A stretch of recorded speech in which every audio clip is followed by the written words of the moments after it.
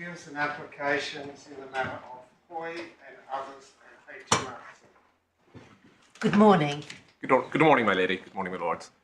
Mr. Mullen, let me just tell you that we are very grateful to all counsel and parties for the assistance that you've given us in relation to reading lists, the timetable, the housekeeping bundle, the various applications, and of course all the arguments. At the moment, our inclination is to hear all the arguments and read all the documents de bene esse. And if it becomes necessary to make a decision on the admissibility of any of the documents in the unagreed bundle and the Amias Morse report, we'll do that in our judgments rather than spend time on it now, unless you want to persuade us otherwise. No, my lady, I'm very happy with that approach. And certainly from our point of view, I think the objections as to the additional bundle have sort of gone away because they're before the court. Yes, all right. My lady, I'm Rory Mullen. I appear for Mr. Hoey and the judicial review claimants. My own friends, Mr. Grudzinski, Ms. Nathan, Mr. Hill, Ms. Lemos, and Mr. Dorowalia appear for HMRC. I think, as you just mentioned, I hope you have all the bundles. In terms of the housekeeping bundle, we have a helpful list of what they should all be. So with the core bundle, the supplementary bundle for judicial review, which we'll refer to the judicial review bundle, the supplementary bundle for the tax appeal, which I think is called the statutory appeal or tax bundle. The housekeeping. We've all got everything. Okay. Some of us are working from the electronic bundles only. Some of us are doing a bit of both, and others are paper only. So please give us the references for both. I will do. I should say I think the cases we have in 5 bundles, and there's an additional authorities bundle. I'm hoping to work from an electronic bundle for the cases, but I'll try and give the relevant file number as well. Yeah. Thank you. So the issues in this appeal are somewhat complicated by the various arguments, appeals and cross appeals, but broadly I'd submit they come down to 3 points. The first is, and from the claimants, sort of most important one, is how much tax do they have to pay? It's accepted that they were each entitled to treat an amount of tax as having been paid, what's sometimes referred to as the PAYE credit, but the issue here is whether HMRC's exercise of a discretion has deprived them of that right. And that raises a question of construction as to whether the discretion can have the effect of removing the PAYE credit, and also a point as to whether that discretion was lawfully exercised.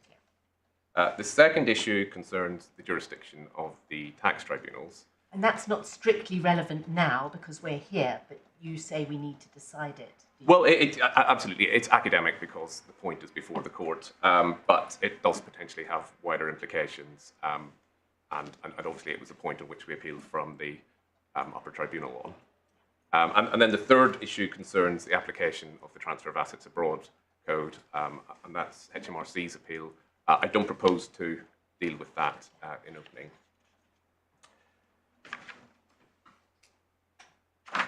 So taking the first issue, how much do the claimants have to pay in tax? This is obviously the issue in judicial review, potentially the issue which arises in the tax appeals subject to jurisdiction. In terms of the list of issues we have, it's points 1 to 6. But broadly, we accept there was an underlying liability to tax. That liability relates to PAYE income. Under the PAYE regulations, claimants are entitled to treat tax as having been paid, but HMRC say they've exercised the discretion, which has resulted retrospectively in them losing that right, and that's effectively what we challenge. In terms of structure of my submissions, I propose to start by addressing the factual background, then look at an overview of the relevant legislation before getting on to the points of construction, and finally, then the arguments as to whether there was a valid exercise of power.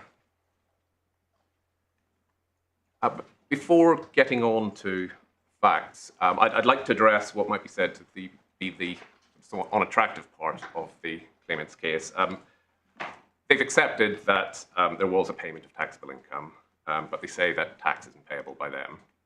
And this means that if the claimants are right, our position is that tax goes unpaid. And, well, I suppose more accurately, tax up until the 9th of December 2010, and respective loans up to the 9th of December 2010 goes unpaid because you do have the loan charge coming in after that. But our basic point is that, unattractive as that may seem, it is an outcome which we say the legislation provides for. The claimants, like many other taxpayers, are entitled to say that they're not fixed with liability because HMRC haven't assessed them correctly. And if tax goes uncollected because of that, or because HMRC assessed the wrong person, then we submit that's something which is simply provided for in the legislation.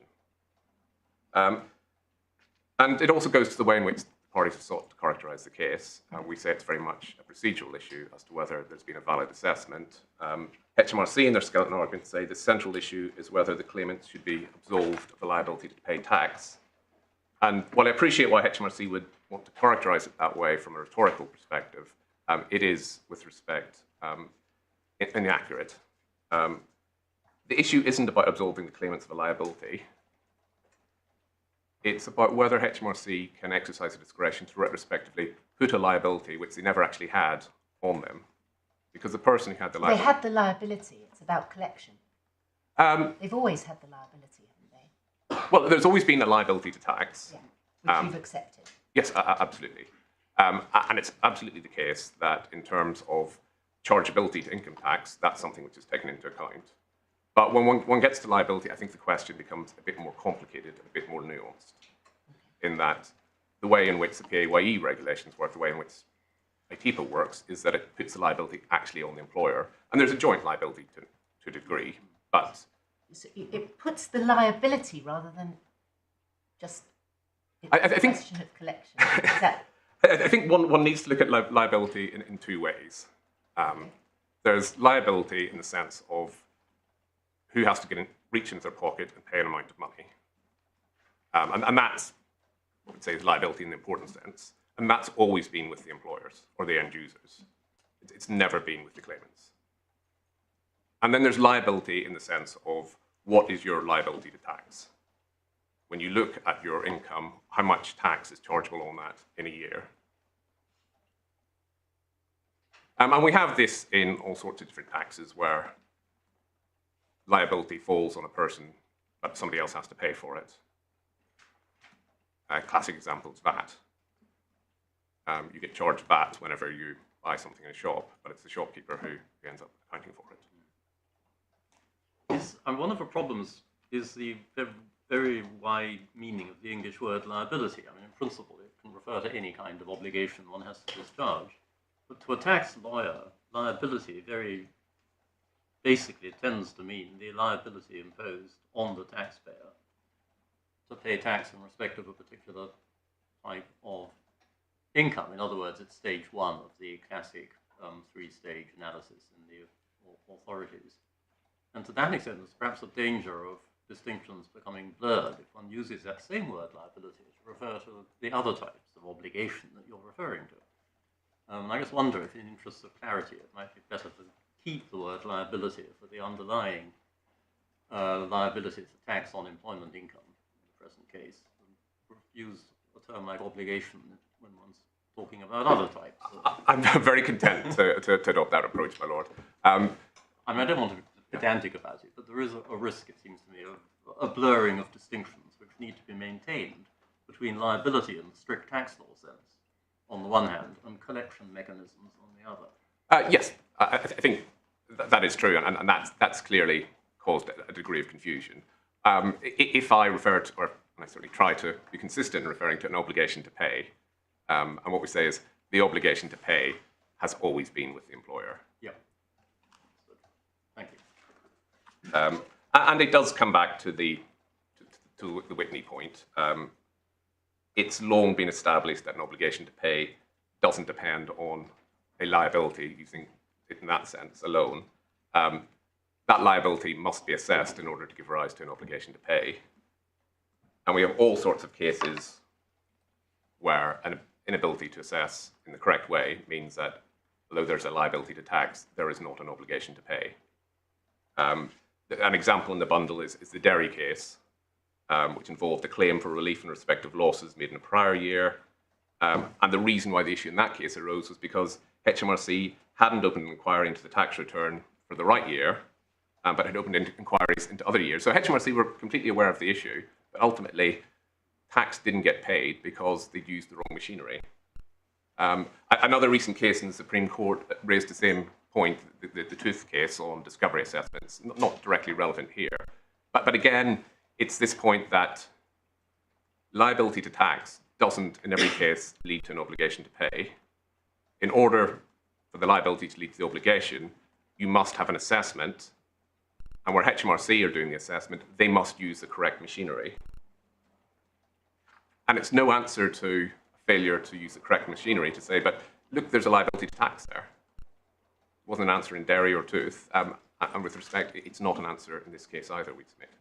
And here we've got 2 discovery assessments for the earlier 2 years, and then we've got a closure notice assessment for the 3rd year.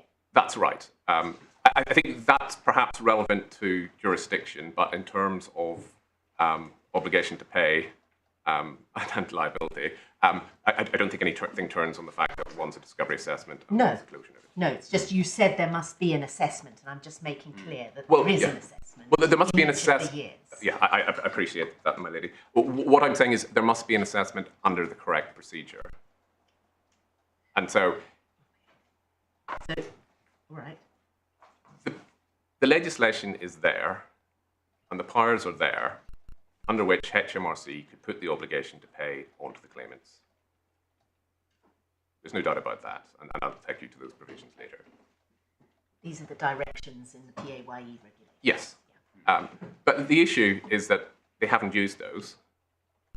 They've used what we say is the wrong provision, the wrong power, a power which doesn't allow them to achieve that. Yeah.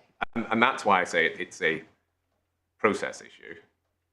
It's not that claimants could ever say that, well, we're never going to have to pay the tax.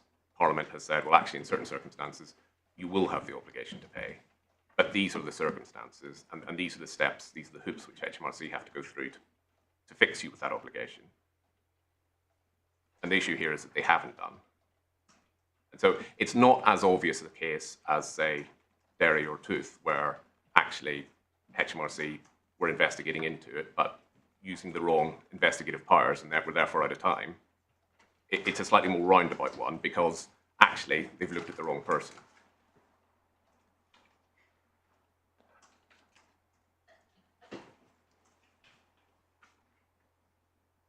And so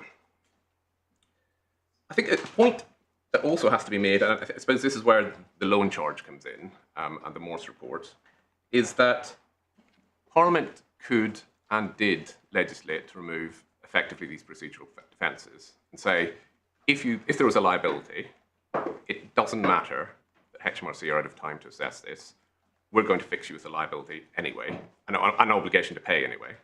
And it did that with the loan charge.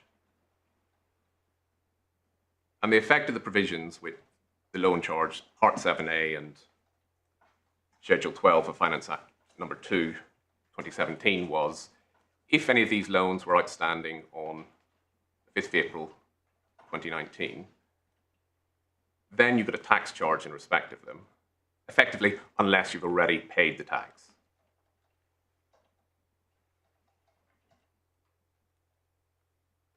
So that was legislation which had the effect of saying it doesn't matter that the revenue were out of time to assess these loans, you're still going to be fixed with charge. And the response to that was an outcry among affected taxpayers, and that's what led to the Morse report. And that's why we say it's interesting and relevant to look at how the Morse report dealt with the issues.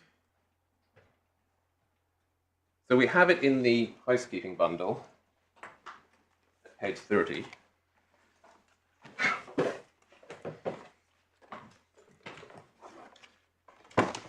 Electronically? Hopefully that should be page 30 as well.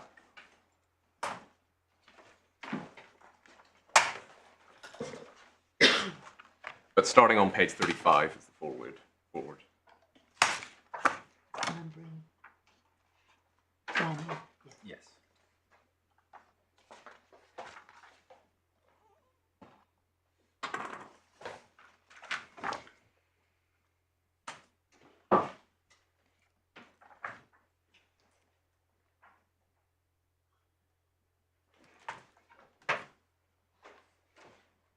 And just looking sort of at the first 3 paragraphs of the foreword in terms of what Sir M.A.S. Morse was asked to do, it says, the progress of the loan charge has been unusual, attracting little attention when first announced.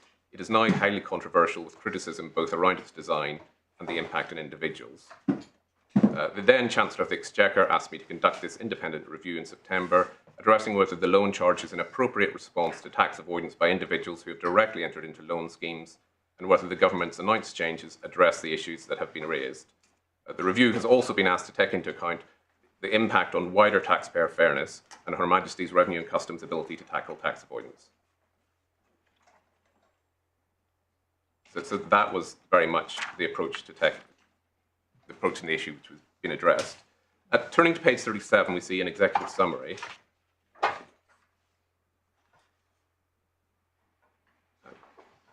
So the central questions are whether the loan charge is justified in principle and whether its design is proportionate and fair.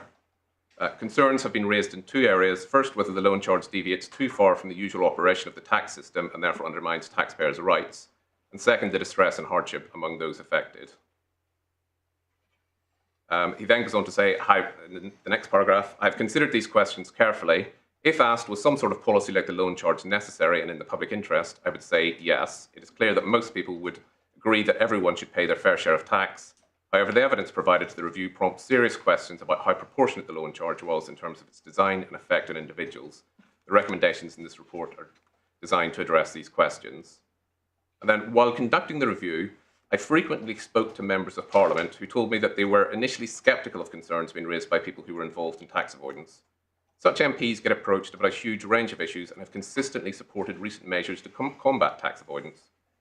On examining concerns raised by the constituents regarding the loan charge, their views have typically evolved. They felt that the loan charge raised unique questions and that their concerns over proportionality of the loan charge should not be seen as wider sympathy for avoiding tax. Instead, the questions raised reflect the unique nature of the loan charge and their assessments of its impacts. I find this evidence persuasive, and my own thinking has progressed along similar lines in light of the evidence that I have received. And that reflects a point that actually, although having started out considering these matters as, well, this is tax avoidance and it's all justified, actually the point is a lot more nuanced when one speaks to people. And what I would say is it's entirely consistent with the first-tier tribunal's finding in Mr. Hoey's case, that he didn't enter into this with a view of avoiding tax, but his main concern was administrative convenience. We have that finding. I think there's a challenge in the revenue skeleton, but I don't think it's actually an issue before the court because we're not relying on any sort of motive defense here. In terms of the recommendations, we see sort of halfway down page 38. For the 20-year look-back period and the loan charge to be proportionate and justified, taxpayers would need to have acted in a way that was perverse in light of the clear legal position. This was not the case. I therefore conclude that the loan charge should not apply to loans entered into by either individuals or employers before the 9th of December 2010. And that's why I say in terms of the 3 years under review, sort of unpaid tax will only really relate to the period up to the 9th of December 2010. Going over to page 39, and I think this perhaps more fully makes out the point about the first-tier tribunal's finding. He talks about the people who are entering into these arrangements, and he says, the residual group are frequently on mid-range or lower incomes coming from industries like construction, IT, and oil and gas, as well as financial or business services. It is clear to me that many of those affected may not have been fully aware what they were doing when using the loan schemes or failed to distinguish between genuine professional advisors and those acting more as salespeople. Certain of them felt that they had little option but to use the schemes. I have a great deal of sympathy for these people. But he then goes on to say that obviously there's still an obligation to pay tax.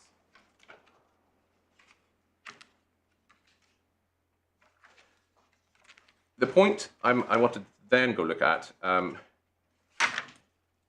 which I think really supports what I'm saying, is that one of the recommendations, which he says, is that not only should it not go back beyond the 9th of December 2019, but that when the revenue have failed to investigate properly, it shouldn't cut across the procedural defences. And this is really picked up at paragraph 4.18 on page 69. It says, one of the submissions sent to the review noted that these statutory safeguards are part of the delicate balancing act laid down by Parliament to ensure the Exchequer's right to revenue, i.e. the amount due under the law, is balanced by a taxpayer's right to finality, and they should not be cast aside lightly. The review agrees with this view. The taxpayer should, however, also meet their side of implicit bargain and ensure that reasonable disclosure is made of their tax affairs to enable HMRC to open an investigation where justified for them to do so. And that led to the recommendation that the loan charge shouldn't apply in cases where there had been reasonable disclosure up to, I think, 2016 when it was announced.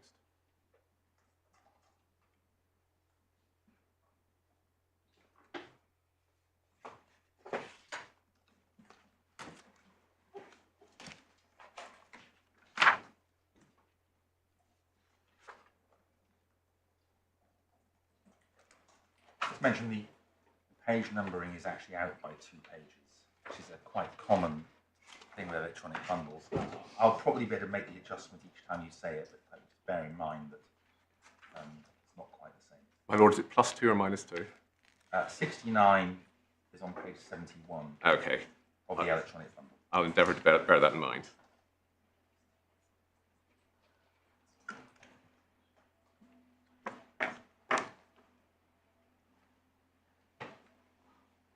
My lord, I should say that the loan charge review did make clear that HMRC were allowed to assess where it had opened an inquiry or a discovery in time. And I'm assuming that the case for the revenue will be, well, that's what they did here. But I think my general point is that there was legislation in place which would have swept away all of these procedural defences. And what Parliament has done is that it's taken a step back and said, actually, no, that's not the way we want our tax system to work.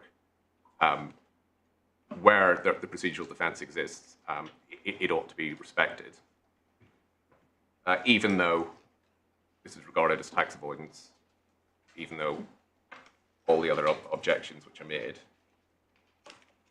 And those recommendations were, I think with the exception of one, which is material, were all enacted in Finance Act 2020.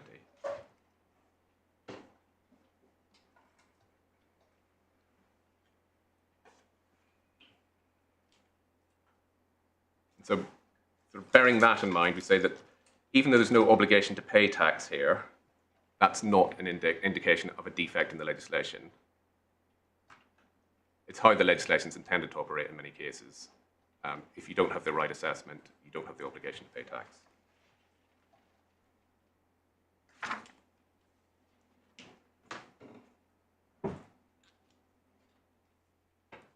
And just one other general point in relation to that is that HMRC say that it's unfair the way liability falls, or sorry, the obligation to pay tax falls under the legislation. They say, well, it's unfair that end users in the UK should have to pay that. Well, with respect, it's no more for HMRC than it is for a taxpayer to complain about whether the operation of the tax code is fair or not fair. That's ultimately a matter for Parliament, and that's the system which Parliament has legislated for. And so that we say unfairness really is besides the point.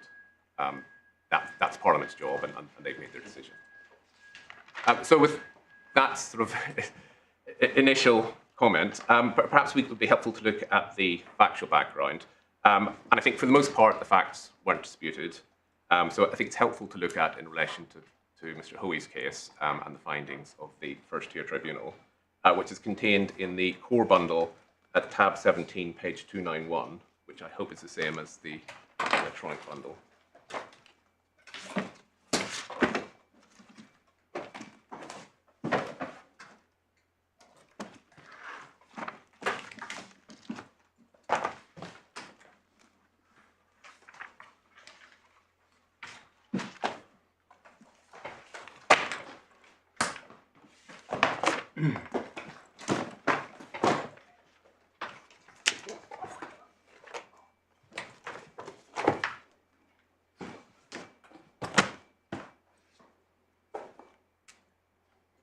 So the summary of the facts starts on page 296 at paragraph 10, or paragraph 13 rather.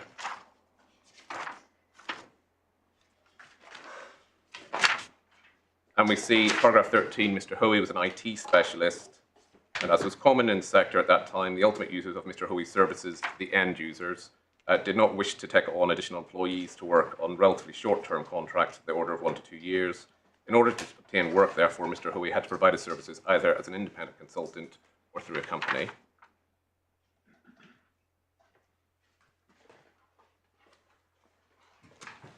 And then going over paragraph 20.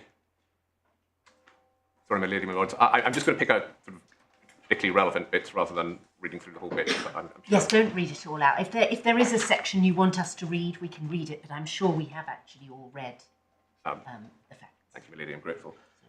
Paragraph 20, we see that in Mr. Hoey's case, the end users were AXA Investment Managers Limited, Aviva Investors, and Threadneedle Investments.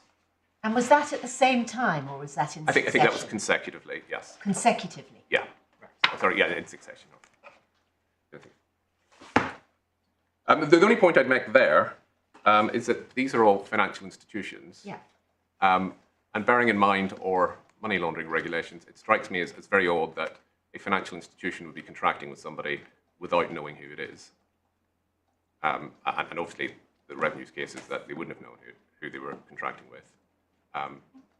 But as I say, we have strict money laundering obligations in this country. Well, you're not giving evidence. No, I'm not. Findings of fact. Absolutely. I just make the observation.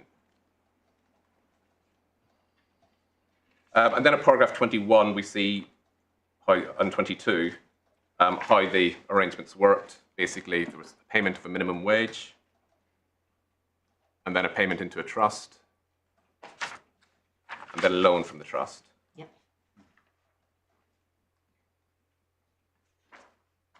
And then we see detail of the arrangements from 27 to 39 and 40 to 51.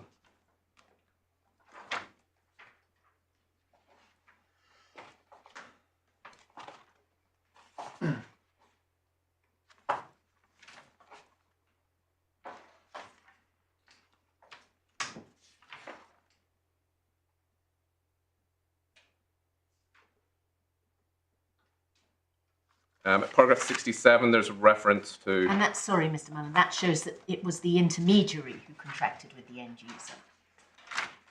I think... Typically. I think the intermediary... Well, I think if the end user is employing somebody from the employer, then whether there's an agency in between or not, I think the contract would be with the employer. Well, that's not what this says, is it? This makes it clear that it's not. The contract is either through the agency or an intermediary. Sorry, yes, sorry. Yeah. I think they entered into a contract with the intermediary, but obviously the intermediary, sort of my point was acting on behalf of the employer.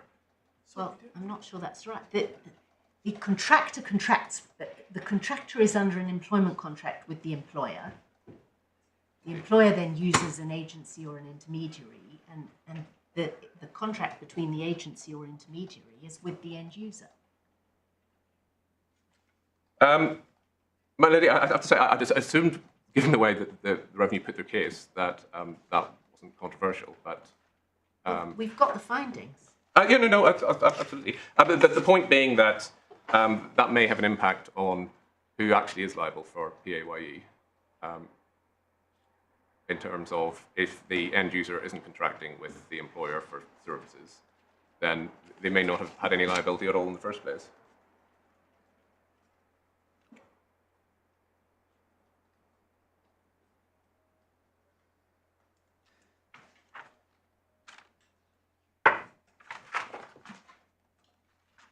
So as far as the end user is concerned, they are contracting with a UK-based employment agency. Yeah, I think as far as we know, they were entering into contract. Well, they were dealing with a UK-based employment agency. The person who was providing the services of the contractor was the Isle of Man company, because that's who employed him. And you had a chain of contracts. The end user wouldn't necessarily know that. Well, if he didn't ask, probably not know. Why would they ask? Well, that was kind of my point about them. If you're using a UK-based employment agency supplying you with a resident contractor, I don't see why you'd be asking whether or not ultimately the payment is going to an offshore company. Well, it may be that you want to know who it is that you're ultimately paying, and you may want to know who it is you're ultimately paying the party you're contracting with. Well, I think, and I think Mr. Hall dealt with this in his evidence, but as I understand it, there were preferred lists for agencies to supply people, and it was understood that they would get their contractors from elsewhere, and they weren't actually employing the contractors, and that would have been. I appreciate I'm straying perhaps into providing evidence, which I obviously don't want to do.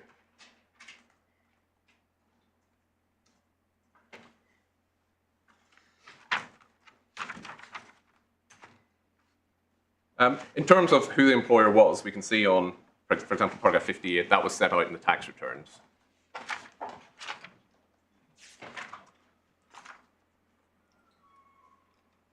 So Mr. Hoey knew who his employer was because he set it out in the tax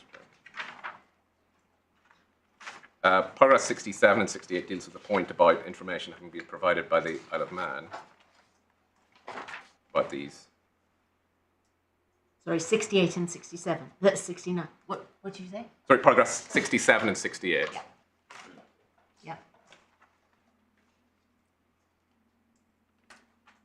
Paragraph 79 deals with the decision not to pursue the end users for PAYE.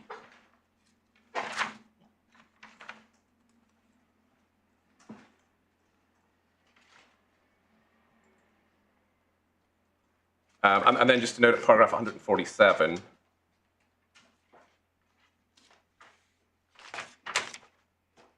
it was clear from Mr. Hoey's evidence that his motive was purely the avoidance of the complexities of running his own company.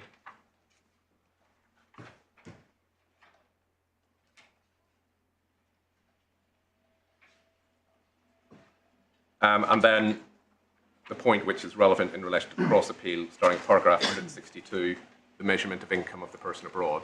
And at paragraph 169, the finding of fact that the income of the employees for these purposes was nil.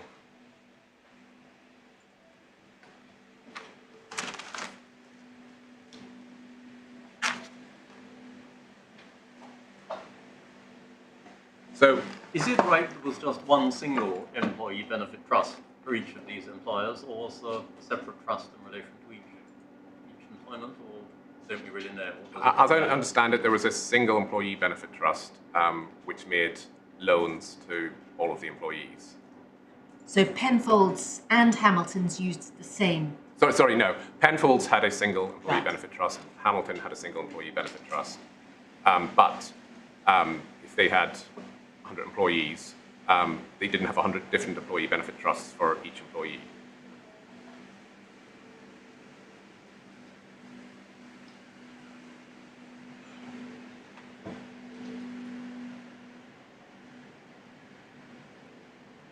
So we had assessments in 2013 and 2014, and a closure notice in 2015.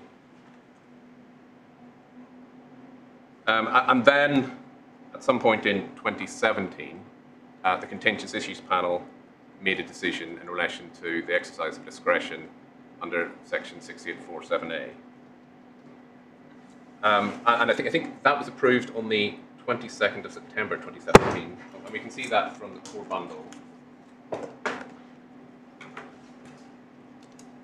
At tab 7, page 206E. Sorry, apologies, that's not the core bundle, that would be the judicial review bundle. Sorry, which bundle are you going to? Sorry, the judicial review bundle. Judicial review bundle.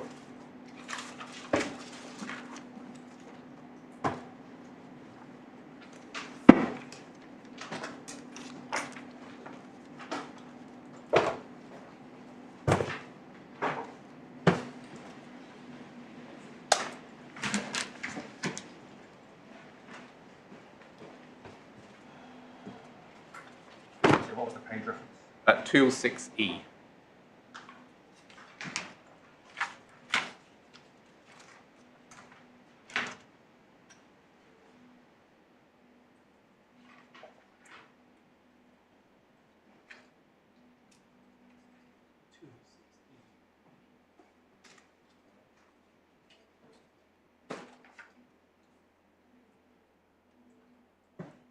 So this is an email dated the 22nd of September 2017 to Jim Hara. Yes, that's right.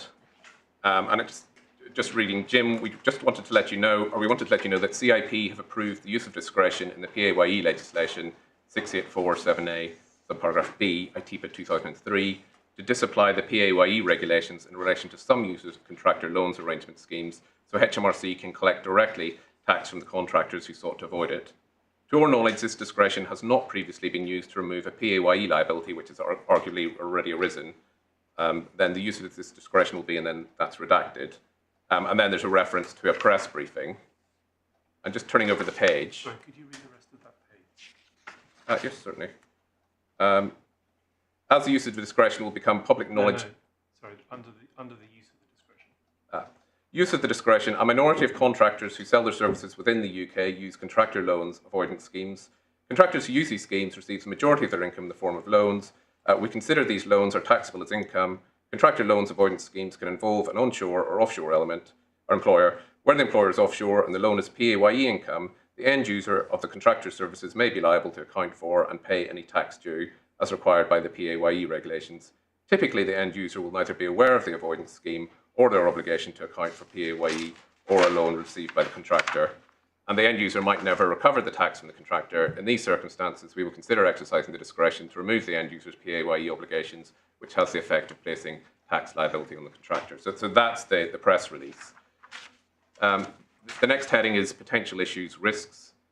To our knowledge, this is the first time the discretion has been used to relieve an entity of their PAYE obligation, and in so doing, relieve them of a PAYE liability, which has arguably never arisen. And then below the redacted bit, it is highly likely we will be challenged on our use of the discretion in contractor loan cases. Some scheme users may now accept they received employment income in order to benefit from a PAYE credit and continue to avoid paying their tax. Using this discretion shows HMRC will crack down on avoidance and will allow us to avoid a Pyrrhic victory of establishing a tax assessment on the contractor, which is substantially extinguished by PAYE credit. Then CA, which I think might be counter avoidance, collaborated closely with TAPS, and I'm not sure what that is, to take this issue to CIP, and it was agreed that the balance of risks favours the use of discretion. Well, of course, we say that, sort of, to an extent, that misses the point, that the obligation to pay wasn't on the employees at any point. And using the discretion is actually there because HMRC are too late to assess the end users at this stage in most cases. And yes, it would be a Pyrrhic victory in terms of establishing liability if you can't get the obligation to pay. But if you don't go against the right person, you won't get the obligation to pay. I mean, in principle, HMRC are entitled to use any weapon available to them in their armory. Yes, absolutely. So the mere fact they might have missed some time limits isn't a conclusive answer if they had an alternative available to them. No, I think my point about time limits is that they had the tool available to them. They didn't use it in time. And I'd say in context, this isn't actually an alternative tool which is available. Well, that's the real question. That's the question. Yes. Well, absolutely. But I think it is important to note that there are these sort of alternative avenues because it might be said, well, it would be ridiculous that these contractors have a liability to pay tax and HMRC have got no way to collect it off them. But that's simply not the case. HMRC did have a way of collecting it off them. They just didn't use it. And certainly that's where we put our case. Well, I mean, on any view, HMRC were faced with a pretty elaborate tax avoidance scheme, so it wasn't necessarily completely obvious how they should set about it. And until the Supreme Court had given their judgment in the Rangers case, I mean, there were any number of issues. Well, look, HMRC want to have it both ways. They want to say, on the one hand, we always said that this was taxable. And that was a clear evidence to the loan charge review. We've always said this was taxable. We've always said that there was an employment income tax charge here. But then they want to say, well, but actually the law was so unclear, we didn't know what to do. And you can't have it both ways. And the issue of alternative assessments isn't something which is new to HMRC. They could very easily have issued assessments on the end users and in the alternative on the individuals. And the other point I'd make there is that there was disclosure of these arrangements under the dotage regime, and that's precisely what it's there for. But there were assessments. The question is whether there was a direction under the PAYE regulations. That's your point, isn't it? Yes. I think the assessments were in place. yes, but I think They were in time. You challenged them and failed as to the validity of the discovery assessment. Yes, absolutely. There were assessments. Query whether they were sufficient to address PAYE income, because the other thing which the revenue could have done is if they'd assessed the end users under Regulation 80, and I'll take you to this, and the end users hadn't paid the tax, then the revenue could have used Regulation 81. That would have been another way of doing it. Yes, well, we say that would have been the correct way of doing it. You say it's the only way. Yes, well, there's also Regulation 72F, but I don't think that would have applied in the circumstances. Regulation 72 and 72F, but they may not have applied in the circumstances.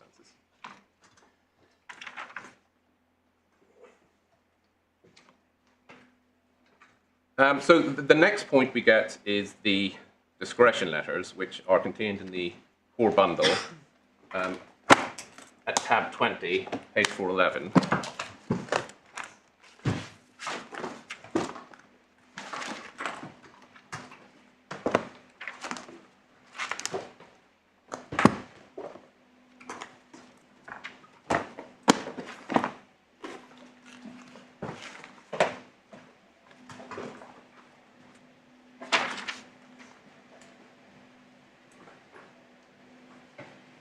Sorry, could you give me that reference again? Sorry, tab 20, page 411 of the core bundle. Thank you.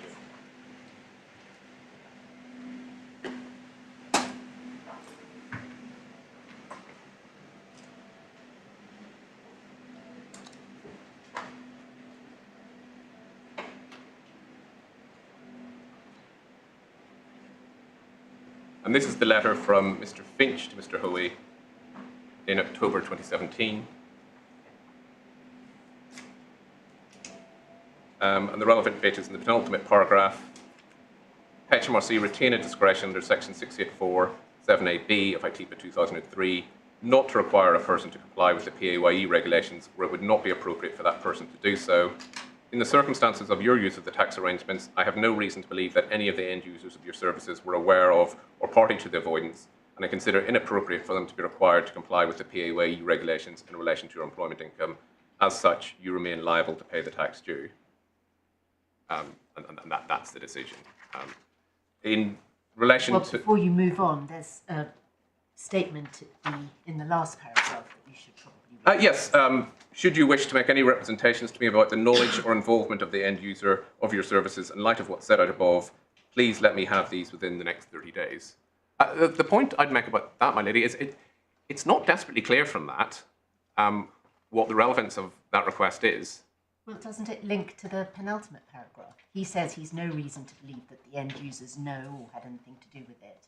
And if you want to make any representations about the knowledge or involvement of the end users, that's what he's talking about, isn't it? Yes, but I think my point is that sort of reading it without knowledge of what the policy is, it's not immediately clear what he's asking about.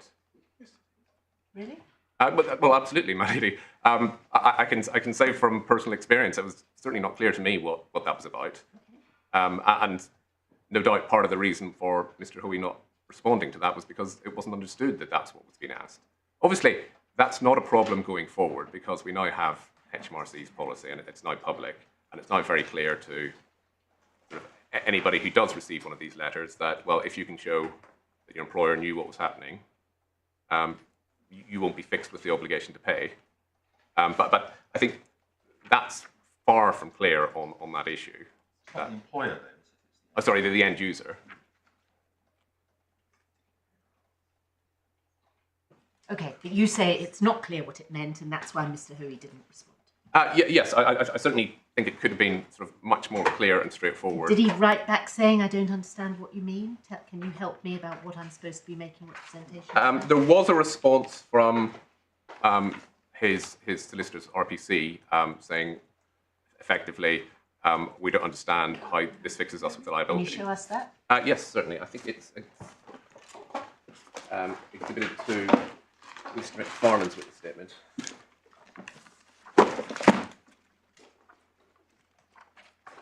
So he had solicitors at that stage. Yes, because this was in the middle of the tax appeal. Statutory. Page 16. Yes.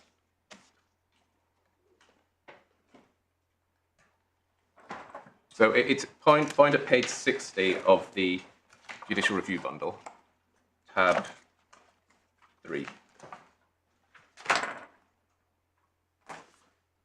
So this is an exhibit to Scott McFarlane's witness statement, is it? That's right, yes. Okay.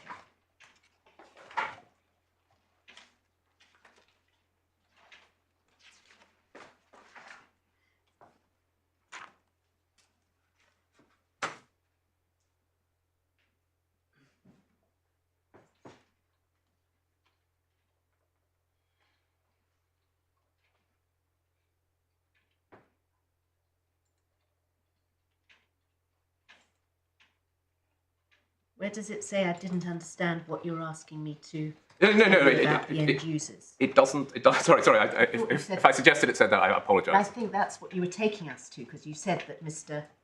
Hoey had responded to the letter of the 13th of October 17 through his solicitors to the effect that he didn't understand what that last paragraph meant. No, I apologise, my lady. What he was saying was, I don't understand how the exercise of the discretion fixes me with the liability. Ah. And that's the point which is made at the bottom of the third paragraph of the letter. I'm sorry, can you give me that page number again? Page 60. It's in the JR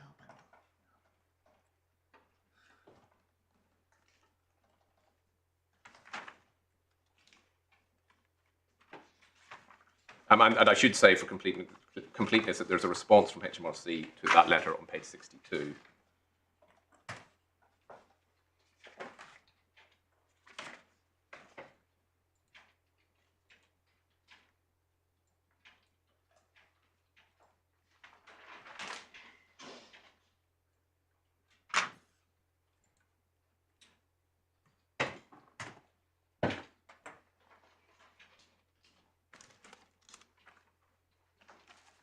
Just going to the other letters, it's probably just worth noting what they say. I think they're slightly different terms. So going back to the core bundle, page 412, these are the letters from Mr. McFarlane.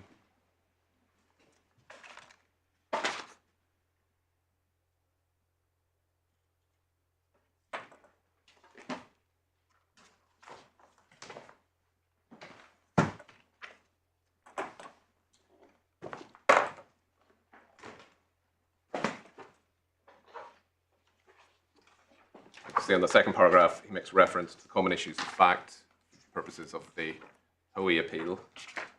Sorry, where in the core bundle is this? Sorry, page 412. 412.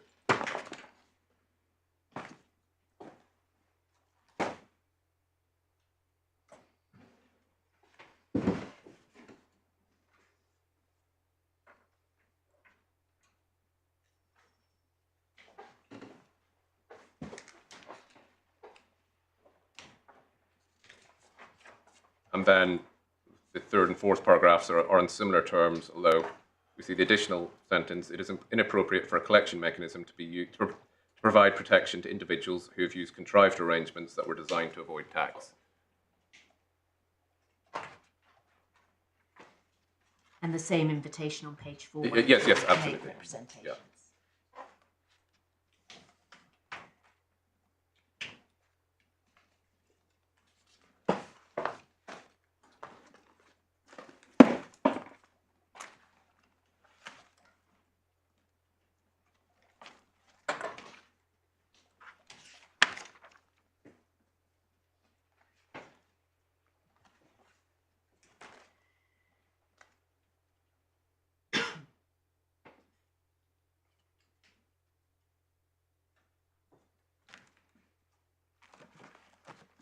And my only point about the additional wording Mr. McFarlane adds in is that, sort of in our case, that's not a matter for HMRC as to whether something's appropriate or not. That's a matter for Parliament. Well, depending on the view we take of 7A. Absolutely, my lady. But I think what we'd say is that in terms of HMRC's historical function, as a But if Parliament confers a discretion to be exercised by an officer of Inland Revenue, then it's the will of Parliament that that should happen, is it not? Yes, absolutely. But I think historically, HMRC's functions have been viewed quite narrowly, and we have all sorts of cases Well, saying. that yields the statutory provision to the contrary, and that's what we have here.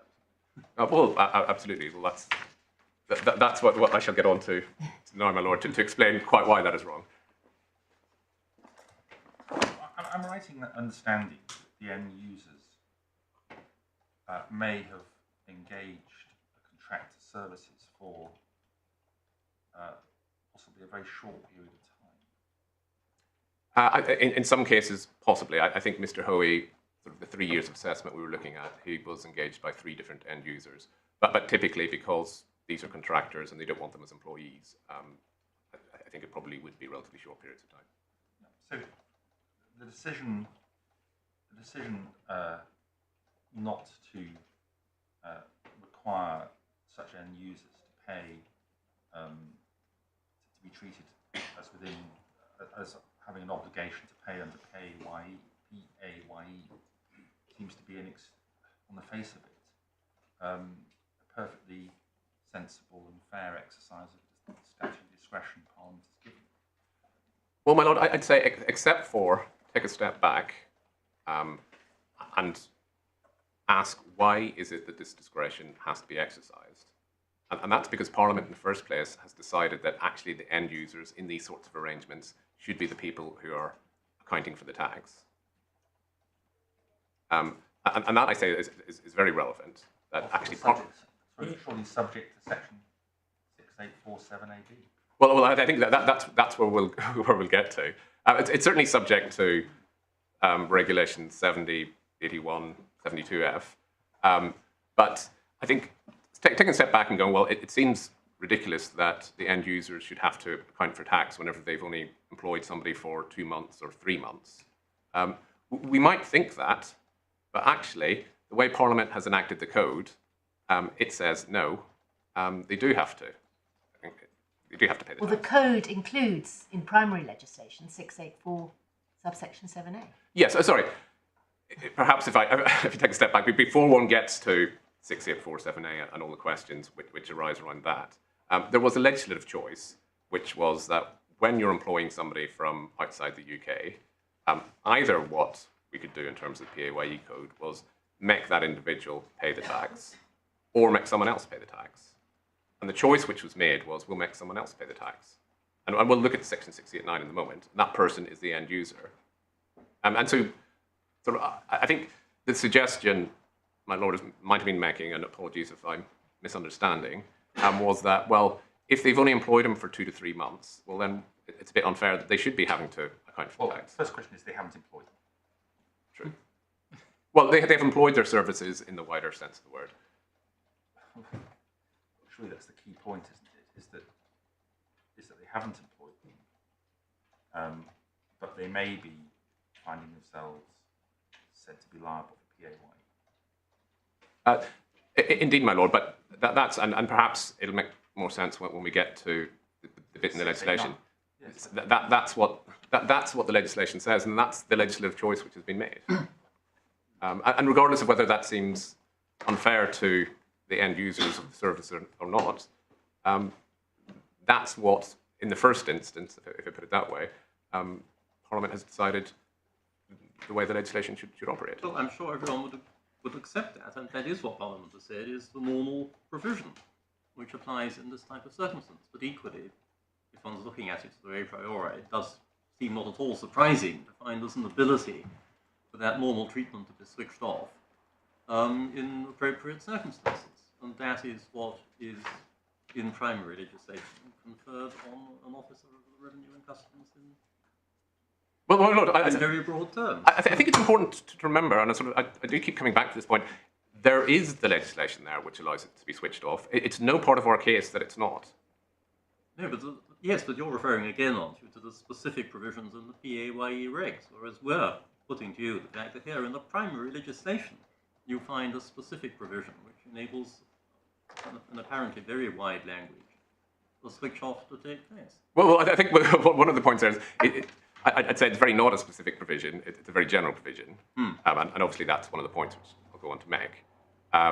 And also within the primary legislation, we have express provision to creating within the PAYE regulations these powers to switch off the liability. So within the same section, you have the two things being addressed. So it's not that Parliament isn't aware of the potential issue. It is, and it said, have the powers in the PAYE regulations to deal with it, and they are there.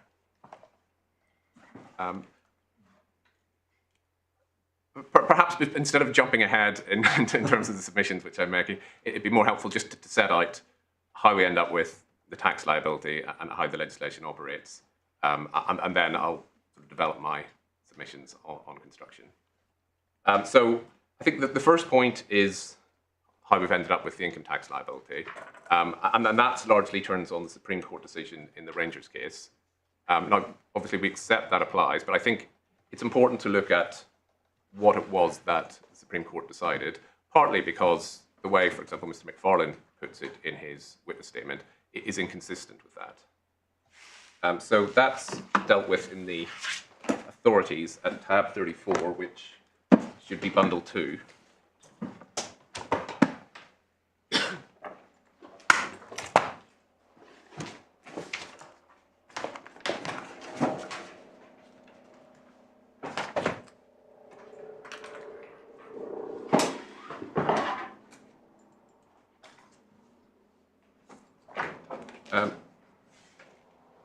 Sorry, if I could just give you page number 834.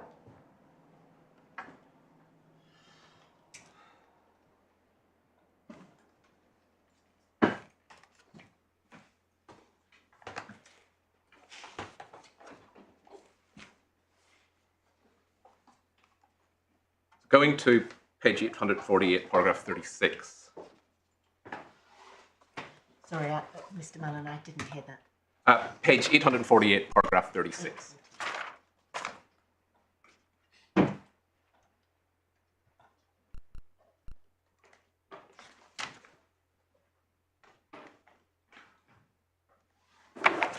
And we see there, the central issue in this appeal is whether it is necessary that the employee himself or herself should receive, or at least be entitled to receive, the remuneration for his or her work in order for that reward to amount to taxable emoluments.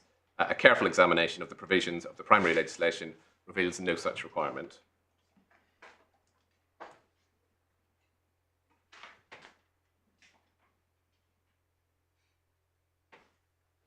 And then moving down page 849,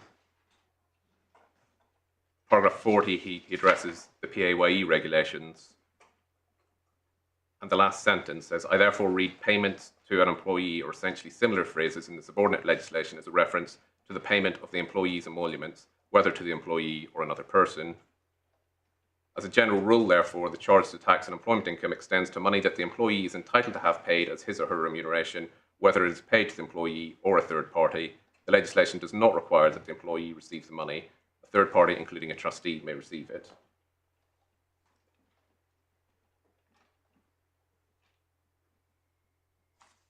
So that's the basic point in relation to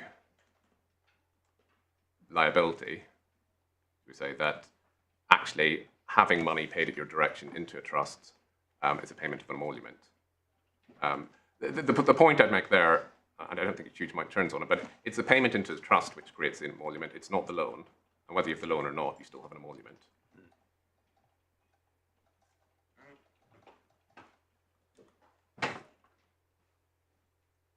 He then goes on to consider the PAYE regulations, because Rangers was a case involving an employer, and I think there was obviously a fallback argument that, well, you might have a liability to tax, but we don't have to collect it. We don't have an obligation to pay. And that's what's dealt with at paragraph 51 on page 853. As well as ascertaining whether remuneration amounts to emoluments or earnings, it is necessary under the provisions relating to PAYE to determine whether there has been a payment from which deductions were required.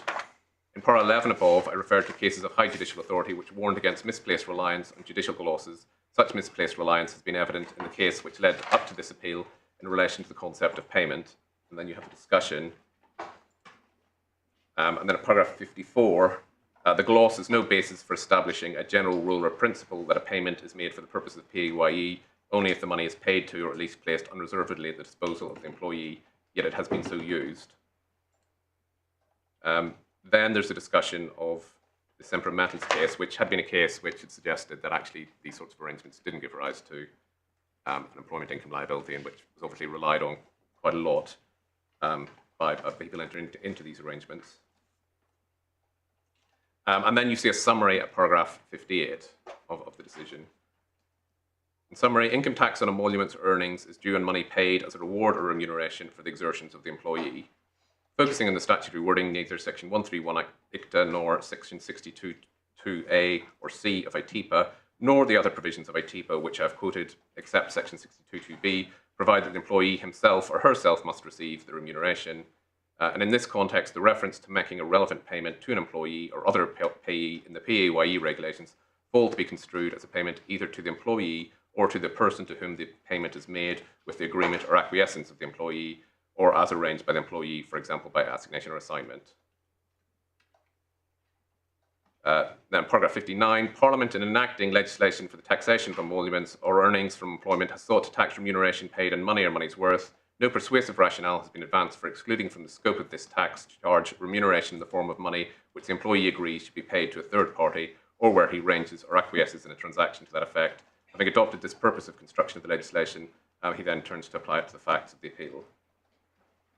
But so that's basically the reasoning which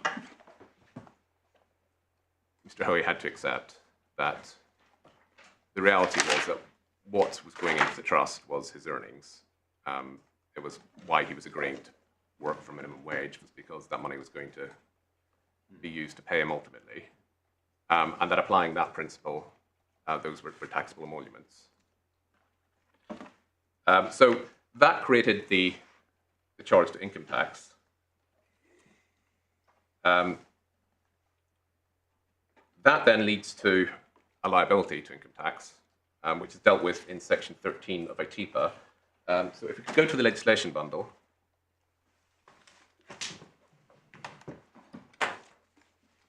This is at tab 2, page 183.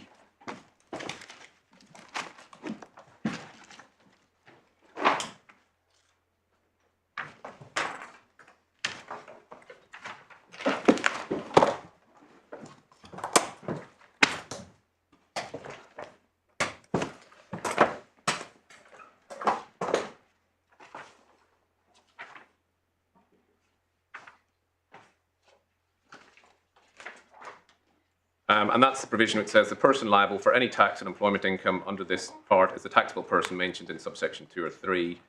And if the tax is on general earnings, the taxable person is the person whose employment, to whose employment the earnings relate. And that's the point which we discussed earlier about liability in the...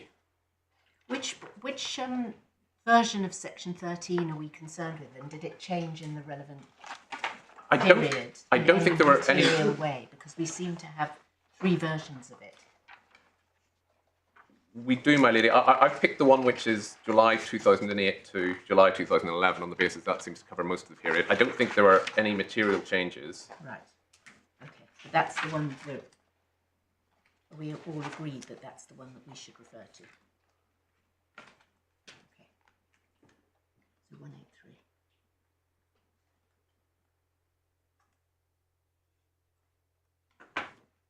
But as to the point that there's a liability under the Act in Section 13, that's something which we accept and which we've had to accept since Rangers. 2 years. But I think in terms of the point that liability here doesn't mean obligation to pay, and the fact that the principal obligation to pay is on the employer, I think it's quite helpful to look at the explanatory notes to this this provision in ITIPA, and they're contained in tab 3 at page 251.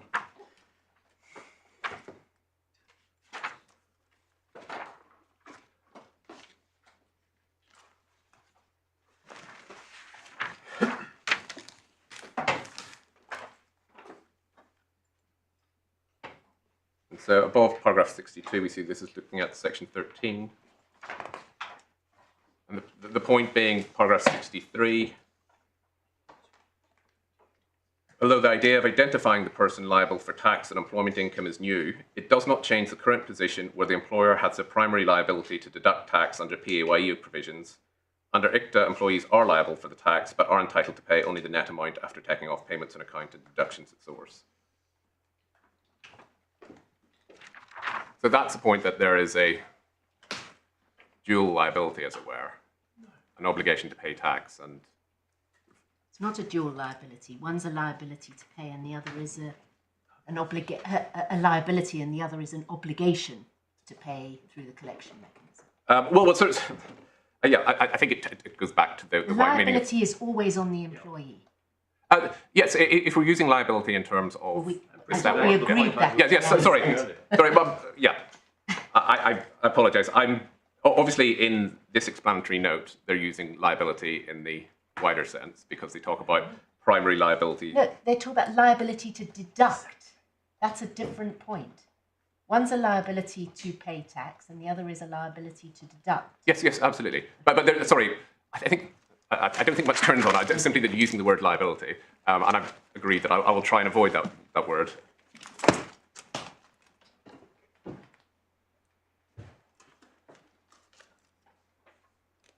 So the next set of provisions to look at are the PAYE provisions in ITIPA.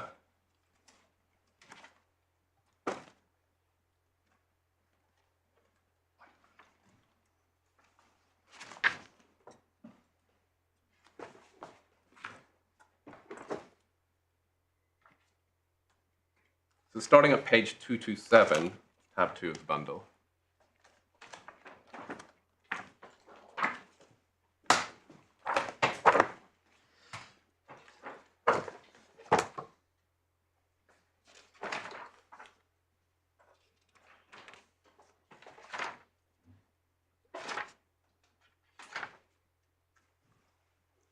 That's 682, it sets out the scope of the part. This part provides for the assessment, collection and recovery of income tax in respect of PAYE income, and includes provision in respect of deduction of certain other amounts from and repayment of certain other amounts with PAYE income. Just the point to make there is it's supposed to be a comprehensive legislative code to deal with PAYE income. Going back to the... Well, we're looking at assessment, collection, and recovery, so parts 2 and 3 of the so-called Whitney thing. PAYE income is defined in section 683, which starts in 227.1. I don't think there's any issue that we have PAYE income here.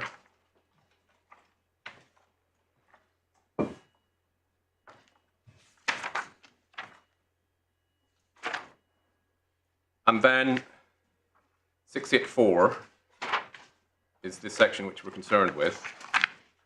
In terms of, there are slightly different versions, but the one which I'd like to refer to is the one on page 234, which runs from July 2009 to July 2011.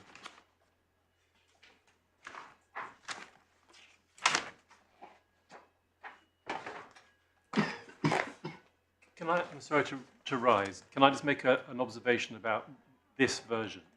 For reasons I don't understand, there's a glitch in the Thomson Reuters software that if you look at page 236 in 6847A, you can see in A the words that used to be inland revenue have been replaced by an officer of revenue and customs.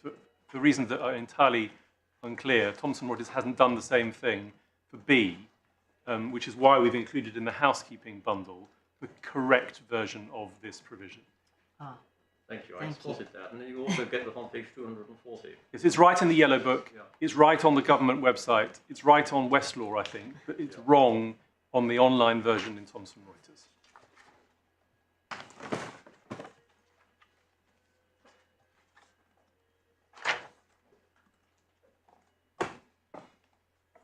and that's the only thing that's wrong. That is the only thing that's wrong. I said housekeeping bundle, I meant the right version is the additional authorities. Yeah. As you know, page 234 in the legislation bundle is page 285 in the electronic bundle.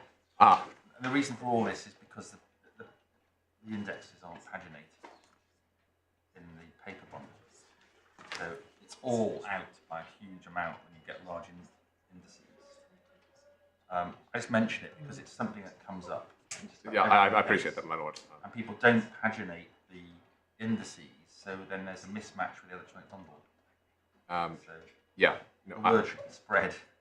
I'm told by Mr. Dajiwala, who's the IT expert on our team, that if you switch your PDF reader to Adobe Acrobat, everything matches up perfectly, apparently.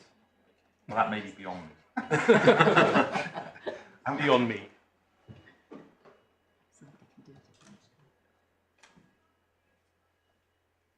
So starting at subsection 1,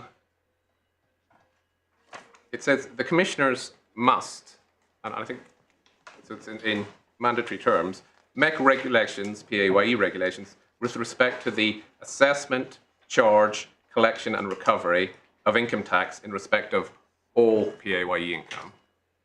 So I'd emphasize the fact that it's assessment, charge, collection and recovery in respect of all PAYE income.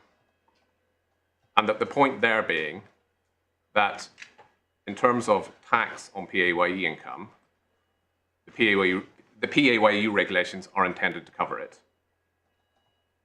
And what we have here, if the revenue are right, is the assessment of income tax on PAYE income, which doesn't take place under those regulations. So there's an immediate conflict between the obligation placed on HMRC in this subsection and what's said to be the natural outcome in this case.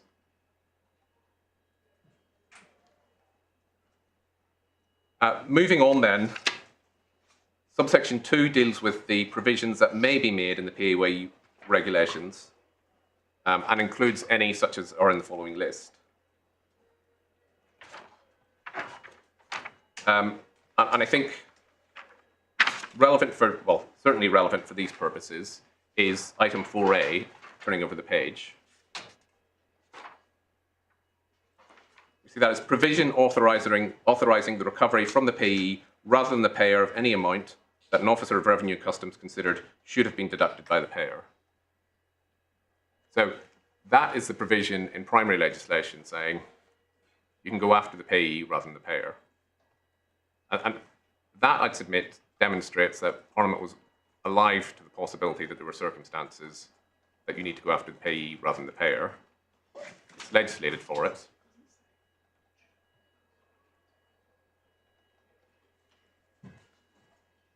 But it's left the detail to be provided in the regulations.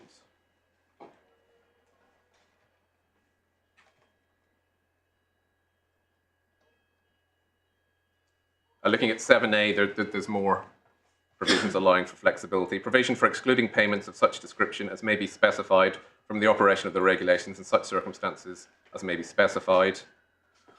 And 9, provision for appeals.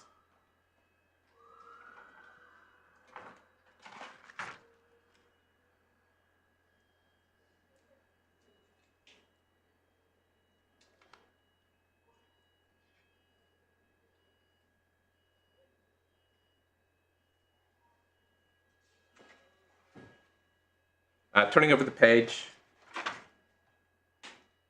subsection 5, PAYE regulations must not affect any right of appeal to the tribunal which a person would have apart from the regulations. 7, PAYE regulations shall have effect despite anything in the Income Tax Acts. So although they are secondary legislation, they're being given equal prominence as all the other provisions in the Income Tax Acts. And then 7A, which is the provision we're particularly concerned with, nothing in the regulations may be read as preventing the making of arrangements for the collection of tax or other amounts in such manner as may be agreed by or on behalf of the payer and an officer of revenue and customs, or B, as requiring the payer to comply with the regulations and circumstances in which well, it says the Inland Revenue there, is satisfied that it is unnecessary or not appropriate for the payer to do so. And that's the power which is relied upon. I'd just make a general observation that it is in very general words, and no doubt intended to be in very general words, sort of to sweep up issues which might arise.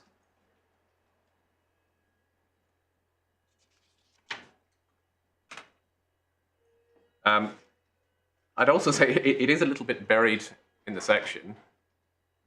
That doesn't change the meaning of the beginning of the words, but perhaps when considering it in context, it is a little bit relevant that if a provision is intended to have such wide-reaching and wide-ranging effects, one might have expected it to be more front and centre. But I'm not sure I followed that. I mean, we've just 7 is actually very far-reaching in itself.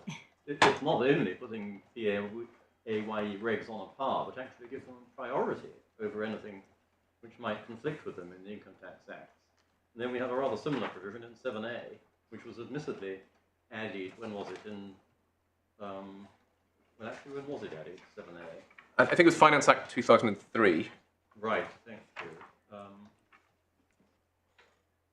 And then there was a further change when Inland Revenue was changed to an Officer of Revenue and Customs. That was done by the Commissioners for Revenue and Customs Act 2005. Yes. And it's just the mistake was Mr. Grodzinski tells us is not there in the original. It's a mistake in the version we have in front of us.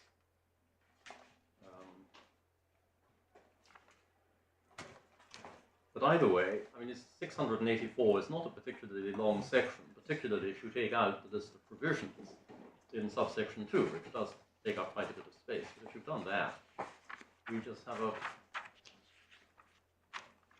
section you could easily fit onto a page of A4. And indeed, sorry. I think, bear in mind, we're not looking at the whole of the subsection, we're looking at the second paragraph of it. Yeah. And I think perhaps my point is supported when one looks at the explanatory notes in relation to how this was introduced, which are at tab 3. Sorry.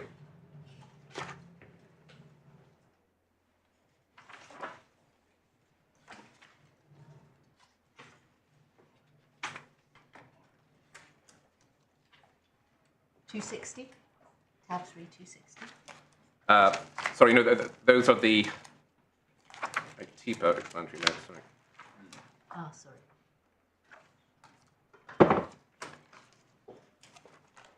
Sorry, at page 327.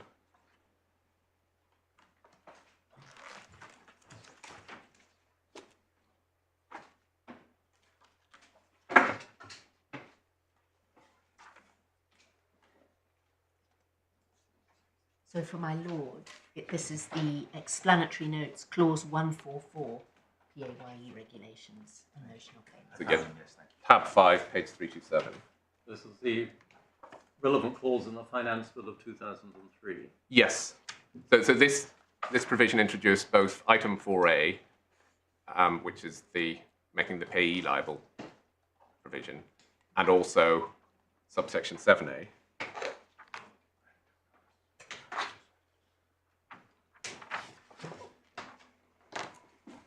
So just going over the page to 328.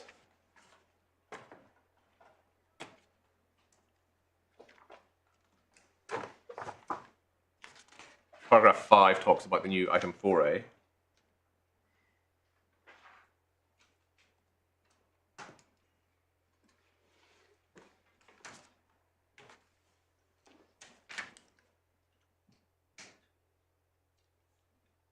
Paragraph 7 talks about the new item 8 and rights of appeal, which are necessary because PAYE is not a purely mechanical exercise.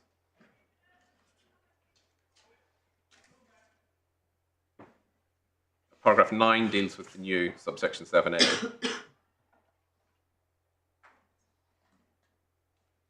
The Inland Revenue can agree to different tax collection arrangements being set up that reflect the particular circumstances of the taxpayer.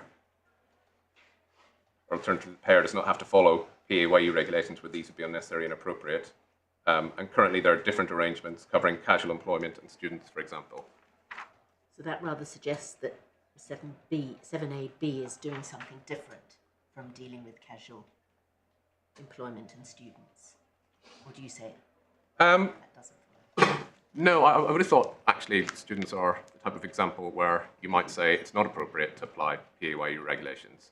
The reason being that a student working a summer job may not earn enough to reach the personal allowance within that summer job. So if you apply PAYE, what you're ending up having is tax deducted from the student. And then at the end of the year, the student has to reclaim that tax from HMRC. And you can see that it would clearly be, but the decision that that's inappropriate would clearly make sense because it means that there's less administration on the employer, less administration on HMRC, and it doesn't affect the amount of tax payable.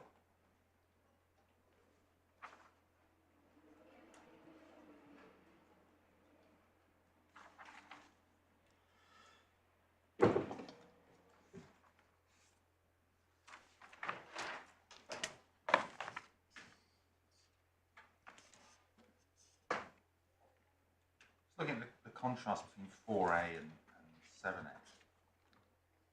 4A provides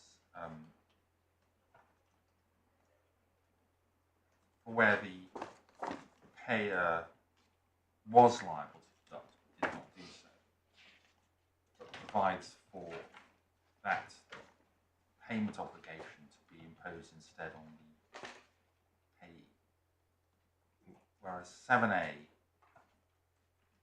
am I right in thinking, removes the liability to deduct in the first instance? Well, I think certainly that's one interpretation, that it applies prospectively. So you're not looking at a situation, and I think this is the view which the upper tribunal took, you're not looking at a situation where the employer has failed to deduct something. It's the revenue saying to the employer, for example, in relation to a student, the students that you're employing this summer, it's not necessary to apply PAYE in relation to them. And therefore not applying it in those circumstances. But whereas what 4A is doing is very clearly fixing liability on the payee, on the employee.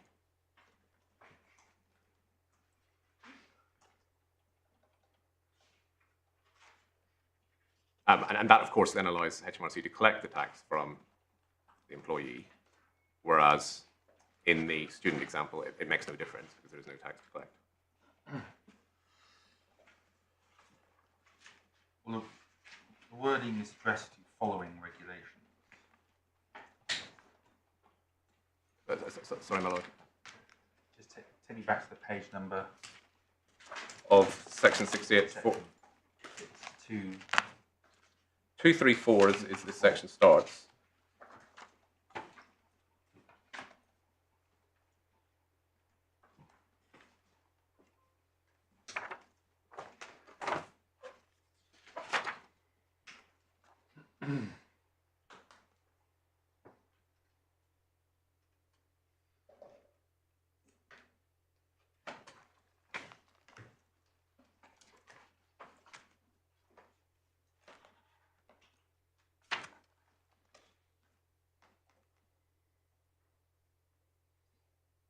And you make the point, presumably, that requiring the payer to comply with regulations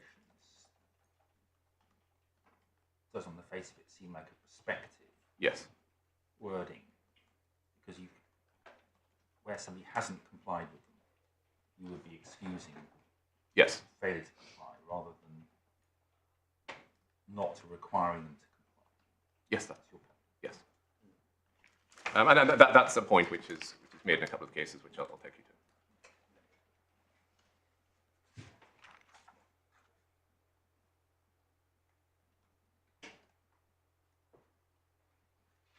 Whereas 4A, it's very clear. It refers to amounts which an officer of revenue and customs considered should have been deducted, so it's looking backwards. The obligation to comply is an ongoing one. Yes, well, I think there's an interesting point there. Is there an obligation to comply if HMRC are out of time to assess? We'd say no, practically. it's an unenforceable obligation, so there's no obligation there at all in practical terms. And that's one of the issues here, is that HMRC are apparently saying you don't need to comply with the PAYE regulations in circumstances where nobody can require the end users to comply with the PAYE regulations.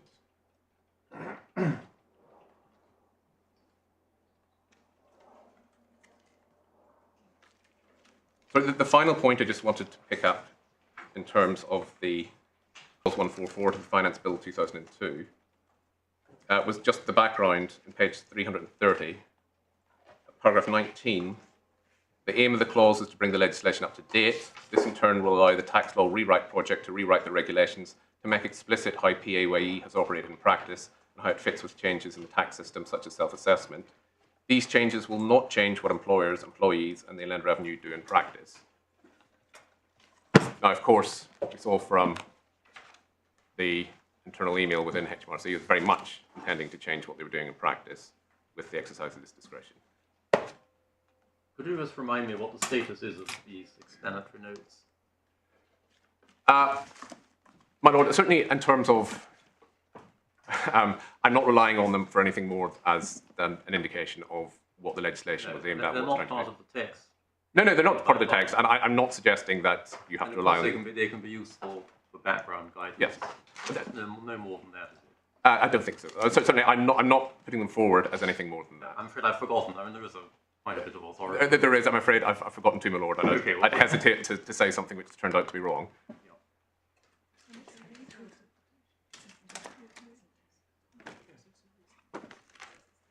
That takes us on then to section 689.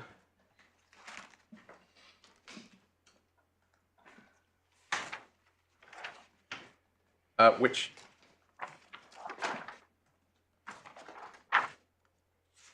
That came in the additional bundle, didn't it? It was missing originally. yes. I'm not sure which. It's in there, sorry. It's Yeah. been added. Yeah, it certainly has been added. I'm not sure which version you have. It's either page 242A or 242.1. I think it's. We've got G and H as well. Sorry, G. J. G's the right one. Yeah, I think it's been replaced twice, which is the. Which one do you want us to look at? G or I The one at G corresponds to. or L? I think the one at G deals with the position up to 18th of July That 2011. seems to cover the period we're Yeah. interested in, doesn't it?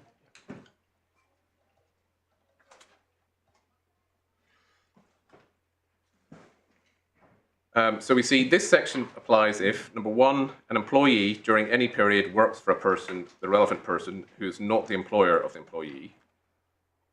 So that's the situation we have here. We have the contractors doing work for the end users who are not their employers. Any payment of, on or on account of PAYE income of the employee in respect of that period is made by a person who is the employer or an intermediary of the employer or of the relevant person. So again, we have a payment of PAYE income. That was the payment into the trust here. PAYE regulations do not apply to the person making the payment, or if that person makes the payment as an intermediary of the employer or of the relevant person, the employer. Just to note that there is an issue here as to whether the PAYE regulations apply to the employers, given that they had registered for PAYE. In relation to, of course, there were two sets of payments. Yes. They paid, as I understood it, they paid it voluntarily in relation to the small element, but Yes. because they're offshore, PAYE regulations do not apply to them, and there was no obligation on them to operate PAYE in relation to the sums paid. Well, I think that's very much a question of law, which I will take you to very briefly. But the point being that the territorial scope of the PAYE regulations applies to people within the UK or people who voluntarily submit themselves to the jurisdiction. Yeah. The issue in Clark and Oceanic was whether they had submitted themselves to the jurisdiction by reason of having a taxable presence in the UK. I think that there must be also an issue as to whether you submit yourself to the jurisdiction by registering for and applying PAYE. So this is not something that was raised in the first tier tribunal. It was accepted 689 applied. Well, I think it wasn't so much accepted that 689 applied. It was accepted that somebody was subject to. PAYE. And certainly, in terms of the way it was put in the pleadings, it was either the employer or the end user was liable for PAYE. Well, I can hear sotto voce Mr. Grodzinski saying no to that, Mr. Mullen, but... My lady, look, my learned friend can make the point, but sort of if the court decides that it can't decide on the point, then the court can't decide on the point, but we would ask that it's made clear that sort of... Well, the decision what's hasn't- your case on it? Because at the moment, as I understood it, you were an offshore employer with no presence here. You submitted voluntarily... My lady, just to be clear, my clients were the contractors, not the offshore employers. I'm so sorry, the employers, Penfolds and Hamiltons, were offshore employers with no presence in the UK, submitting voluntarily in relation to the small element of salary, but very much as part of the arrangements, relying on the fact that PAYE obligations did not apply to them, and that they therefore could make the payments into the EBT without operating. I don't think that's correct, my lady. I read it in some of the I think material. the reason why they weren't applying PAYE was not because they thought the obligations didn't apply, it was because they thought there was no PAYE obligation. They thought the scheme worked. Of course, they thought it worked, but there is certainly I've read in some of the material that was part of the arrangements, that they would be an offshore employer for PAYE purposes. Yeah, well, I think certainly they were an offshore employer, but they voluntarily applied PAYE, and I think there must be a question: does that have any further consequences? Well, what's your case on it? Because it wasn't advanced below, as I understand it. It wasn't. Advance in the JR grounds either, my lady. Right. My lady, it was a point which came out of Mr. McFarlane's evidence and the way in which he'd addressed it. I'm content to leave it for now. Does that mean you're not pursuing it? Because we're not going to decide it if it hasn't been raised. My lady, I'll simply leave the point as it's unclear. If the court's not going to decide it, we're quite content with that, but we'd ask the court makes clear that it's not deciding it, because it is an open issue. Well, that presupposes it's an issue. Well, and that can only be determined if the court decides it. Well, we have a list of issues in front of us. Well, it is in the list of issues. Is it? It's the first issue in the list of issues. Is it?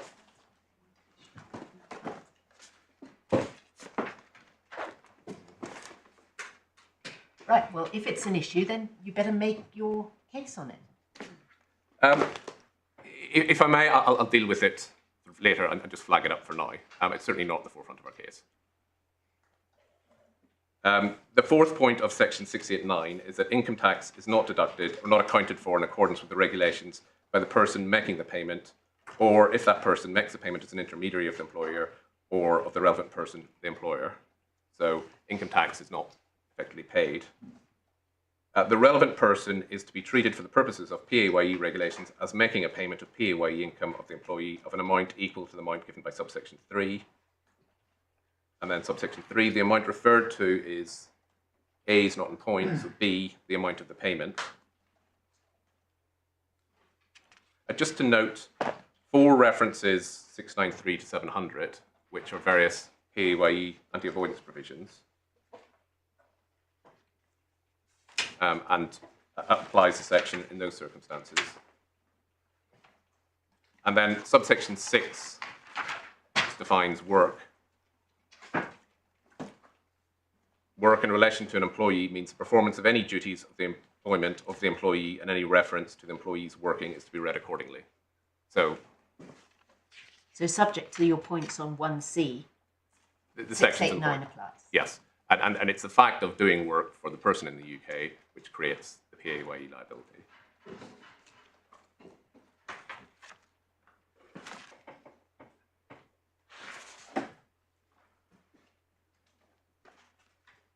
The next section which we need to look at is section 710. And this deals with notional payments.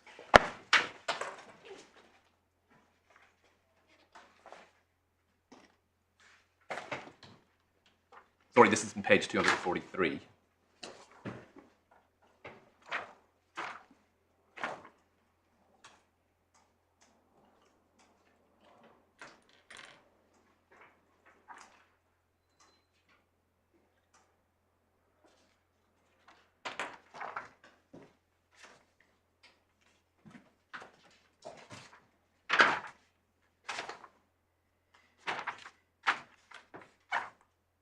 It says, if an employer makes a notional payment of PAYE income of an employee, the employer must, subject to in accordance with PAYE regulations, deduct income tax at the relevant time from any payment or payments the employer actually makes over an account of PAYE income of the employee.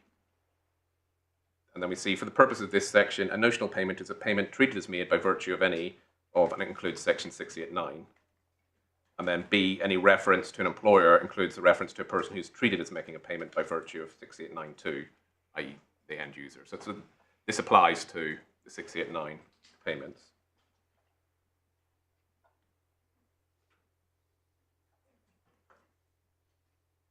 Subsection 4 applies to subsection 3 if, because the payments actually made are insufficient for the purpose, the employer is unable to deduct the full amount of the income taxes required by subsection 1. And then subsection 4, the employer must, subject to in accordance with PAYE regulations, account to the Commissioners for Her Majesty's Revenue and Customs at the relevant time for an amount of income tax equal to the amount of income tax the employer is required but is unable to deduct. And then 5, about what PAYE provisions may make provision for.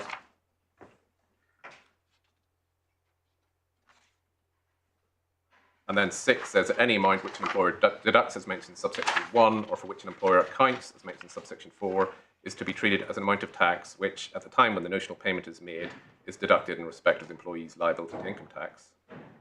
And then 7 gives you the relevant time. Now, one of the points here is that in terms of section 689, this imposes an obligation on the end user to account for tax. That is not an obligation which is contained in the PAYE regulations.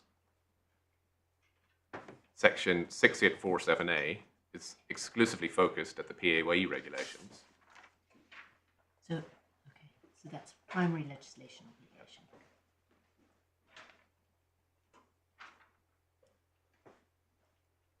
Now, what I should say is that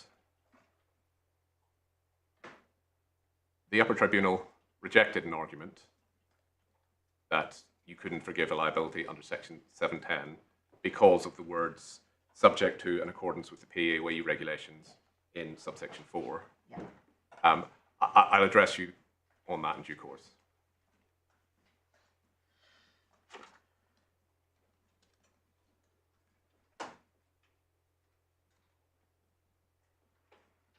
The final provision in terms of ITIPA, which I'd like to take the court to, is section 222, which appears in the bundle at page 222.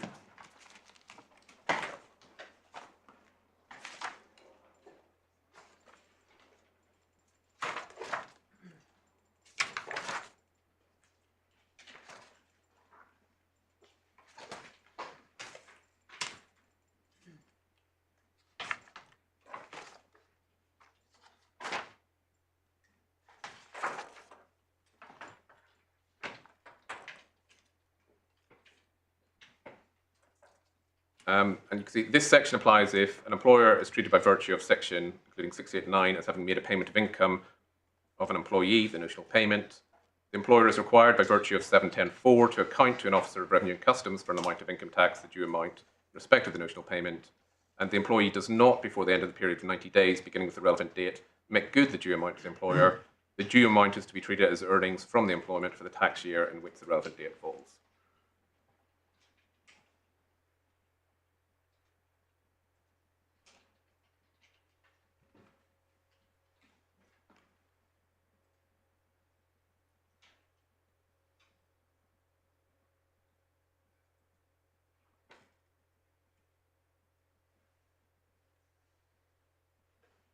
And then at subsection 3, it also includes a person who is treated as making payment. Yes.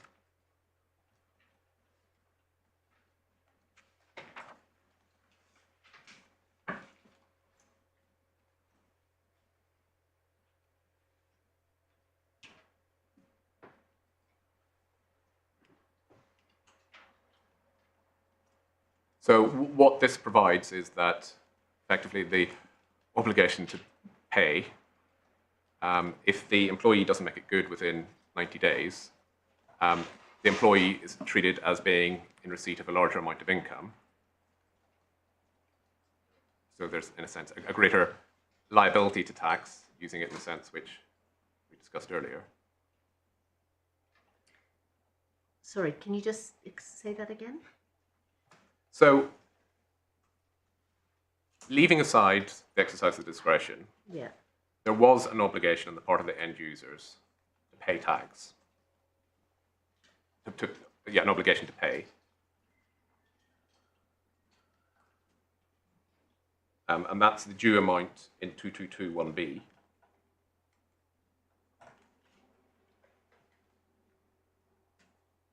Right. Then we see that if the employee does not make that good, i.e. make a payment of the due amount to here the end user within 90 days, we have the consequences in subsection 2. The due amount is to be treated as earnings from the employment. Yeah. So it's earnings. Yes. So there's an additional liability on the employee as a result of the obligation on the end user. So the point of this is to enable a direct assessment on the employee, is that right? No, it's to fix the employee with an additional liability.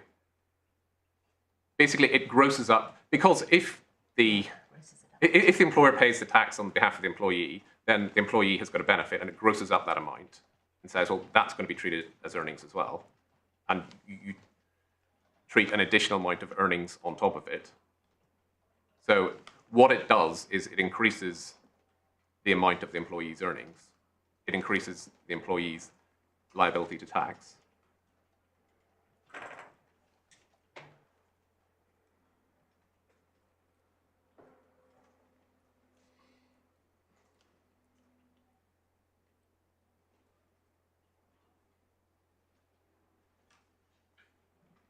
Now, what is not clear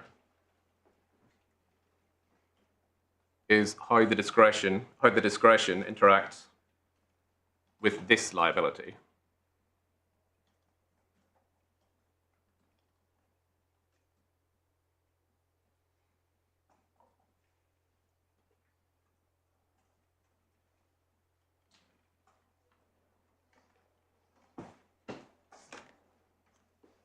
Presumably, if the obligation has been retrospectively removed, it must follow that HMRC have also retrospectively removed the liability to tax under this section.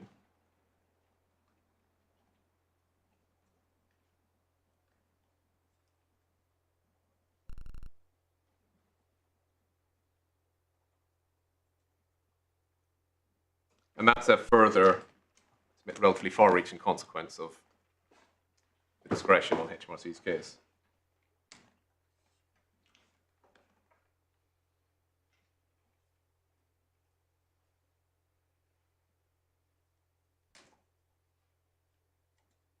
Well, section 222 wouldn't apply, would it?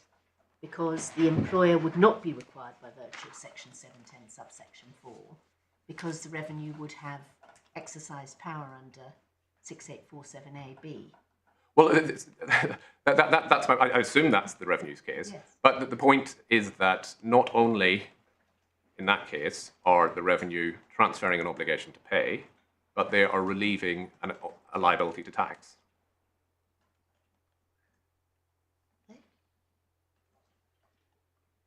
Where are they relieving a liability to tax? Right. So after 90 days, there's a liability to tax under this section.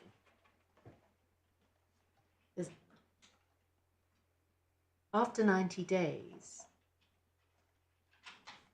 there is a liability to make a payment. The liability to tax is always on the employee. No, this is an additional liability to tax. So the effect of this section is to increase the employee's earnings. It's to gross it up. It's PAYE reduces earnings to their net level. This is where no deduction is made, it's grossing up the amount of PAYE that would ordinarily have been deducted. That's all it's doing, isn't it? Well, no, with respect, I don't think so. Ah. I think what it's doing is it's PAYE is using the term liability to tax. The liability applies to the earnings in total. If there's supposed to be, there's a notional payment, and that hasn't been paid by the employee, so let's say a notional payment of By the employee, sorry, employer, sorry, by the end user. end user. Right. So if notional payment of PAYE, not paid by end user, No, well, so whether it's paid or not paid, there's an obligation to pay. yes, The effect of this section is that if it's not made good by the employee within 60 days, or 90 days, sorry, then the employee is treated as being in receipt of an additional amount of earnings.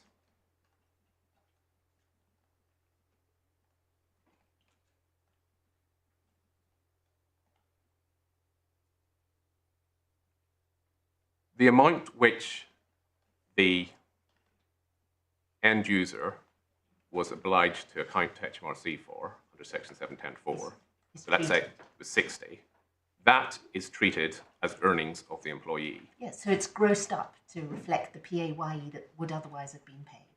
It's But- a gross amount of earnings rather than a net amount. No, the amount of earnings, it adds to the amount of earnings. Because the amount of earnings is never a net amount. Earnings is defined in section 62. Yes, The liability applies to the earnings. yes. What the employee gets after a deduction of PAYE isn't his earnings, that's his earnings after tax. Yes, that's the net amount. Yes. In terms of this is adding to the gross amount of earnings by saying the end user was obliged to account for, let's say, 50.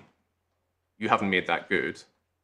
You are taxable, you are liable on an additional amount of 50 on which you will pay tax.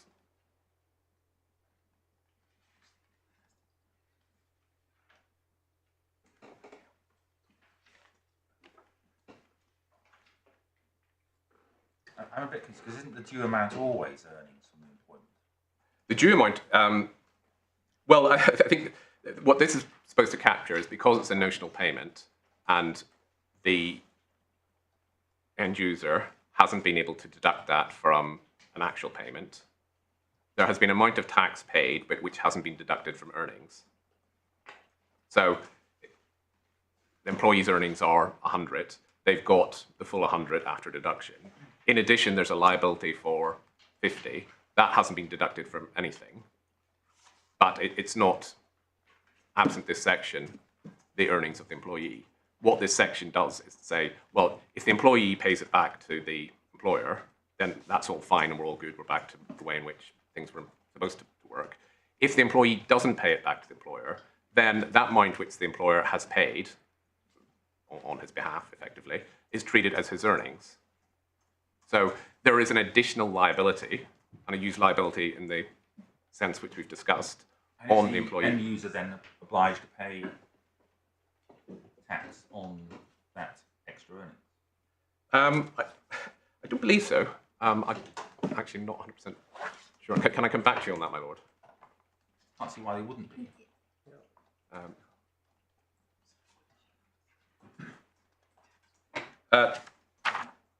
Yes, he may well be, but sorry, the point is, I don't think it's sort of material in the terms of the point I'm making, which is that there is an additional liability here, which, on HMRC's case, goes away at the exercise of discretion by HMRC. Now, that's beneficial to the claimants because it's their liability. But the point is that what they're doing in exercising the power isn't just removing an obligation to pay on HMRC's case. It's also removing a liability to tax.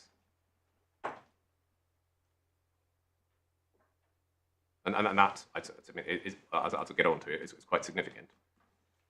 That would follow because if the end user isn't liable for tax, there's nothing to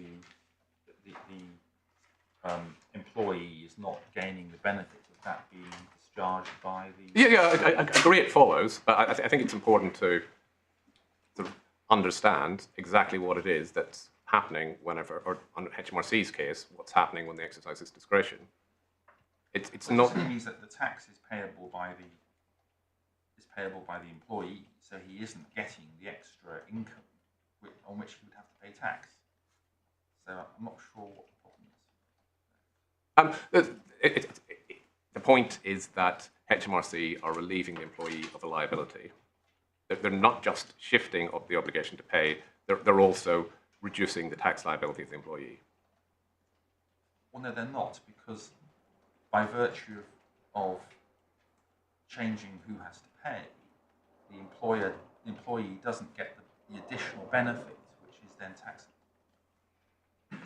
Yeah, no, absolutely. And so then, in terms of... So I don't see what the problem is. I'll perhaps develop it later, but... My understanding, what you're saying is that this section presents a problem, because it means that the effect of exercising the discretion under 7A as intended for by the revenue would mean that actual tax liability would be forgotten. Yeah, well, one of the objections I take to the wide construction of subsection 7A is that on HMRC's case, it allows you to relieve a person of a liability, and that constitutionally, that's not something which is normally given to the revenue to do. One answer might be, well, actually, we're not relieving you of a liability, we're just switching an obligation to pay. And what I say is, well, even if that's right, you still relieve somebody of a liability under this section. I don't think that's right, because by switching the liability to pay, you effectively introduce 222C into the situation, because the employee will be paying the tax. So it just simply removes the issue, which will be addressed by 222C. Well, I think 222C says you've got 90 days to pay up. If you don't pay up in 90 days, if you pay up on the 91st day, you've got an additional liability to tax. And it doesn't matter that you pay up after the 90 days, you still get that liability. And I think there's been at least one case on the point, I can't remember what it's called, where sort of the outcome was, well, that's a bit harsh, but that's the way the legislation This is works. again a timing point. Well, I think there's no doubt that nobody has, well, the due amount hasn't been paid by the end users in the first place. Nobody has made good any amount. We're way past the 90 days. So the employee is treated as having received the gross amount. Yes. And that's where the tax liability comes out. Yeah. But it's Yeah. a liability that's been there from the very beginning. Well, from So it's not day a- 90. Well, no. The day 90 point is just about switching it's about switching the liability. That's a consequence of the switching the collection mechanism. Isn't it?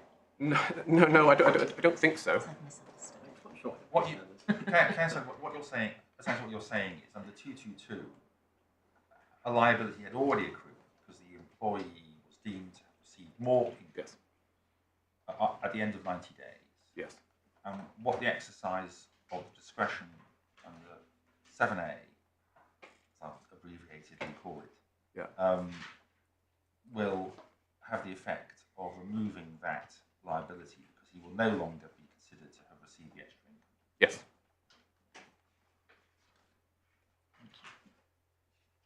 My Lord, if I may move on to the PAYE regulations.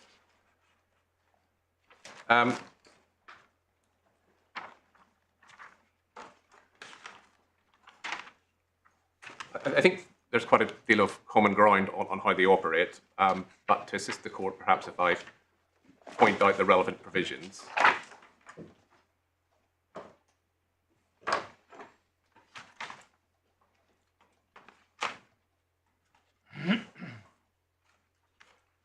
Regulation 2, you see on page 284, makes reference to another payer, means a person making relevant payments in a capacity other than employer, agency, or pension payer. So the end user would be another payer.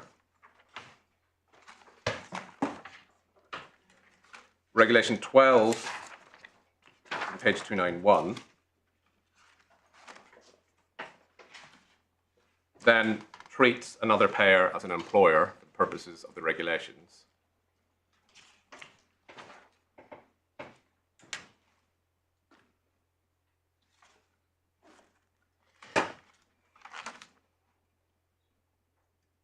And then Regulation 62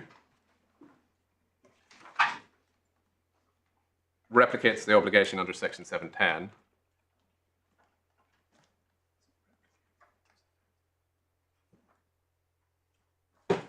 This regulation applies if an employer makes a relevant payment, which is a notional payment. And then we see 4 and 5. If the relevant payments actually made are insufficient to enable the employer to deduct the full amount of the tax due in respect of notional payments, the employer must account to the Board of Inland Revenue for any amount which the employer is unable to deduct.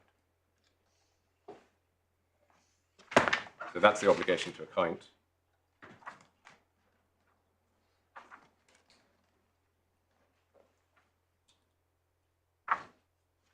And then page 295 determines how much an employer must pay or can recover for a tax period.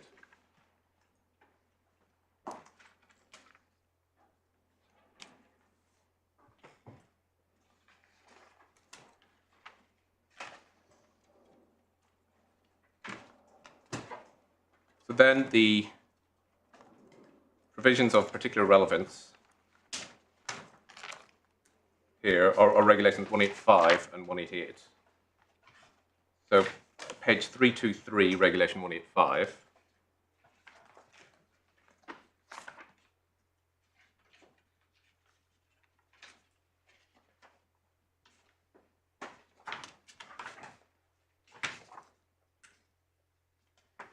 We see it applies for the purposes of determining sort of the amounts in 59A1 and 59B1. And for those purposes, the amount of income tax deducted at source under these regulations is the total net tax deducted during the relevant tax year A after making any additions or subtractions required by paragraphs 3 to 5. And then 5 says add to any tax treated as deducted other than any direction tax.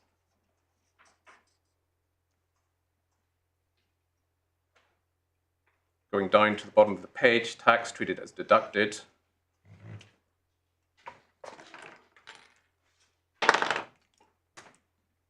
Means any tax which, in relation to relevant payments made by an employer to the taxpayer in the relevant tax year, the employer was liable to deduct from payments but failed to do so, or the employer was liable to account for in accordance with Regulation 62(5) notional payments but failed to do so.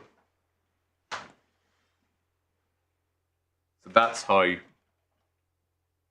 get credit for tax treated as deducted. But direction tax means any amount of tax which is the subject of a direction made under Regulation 72(5), Regulation 72F, or Regulation 81(4) in relation to the taxpayer in respect of one or more tax periods following within the relevant year. So that is tax which has been subject to transfer of liability of obligation to pay under the relevant provisions of the PAYE regulations. So that Regulation 185 is in point in relation to effectively closure notices because it applies to self-assessments. In terms of assessments other than self-assessments, so discovery assessments, which we have here, you're looking at Regulation 188, which is page 325.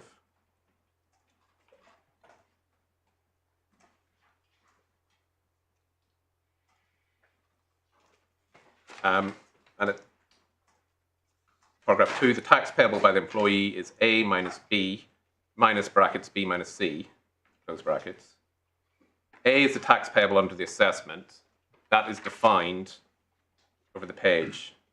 It means the amount of tax shown in the assessment as payable without regard to any amount shown in the notice of assessment as a deduction from or a credit against the amount of tax payable.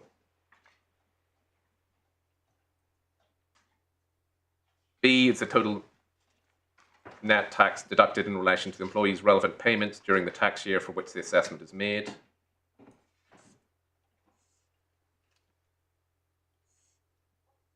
And then we see in 3A, add to B any tax which the employer was liable to deduct from relevant payments but failed to do so, or the employer was liable to account for in accordance with Regulation 62.5 but failed to do so. And then subparagraph 4, no direction tax is to be included in calculating the amount of tax referred to in paragraph 3A. So again, you have the same the same mechanism. Effectively, you treat as paid tax which should have been paid unless it's direction tax.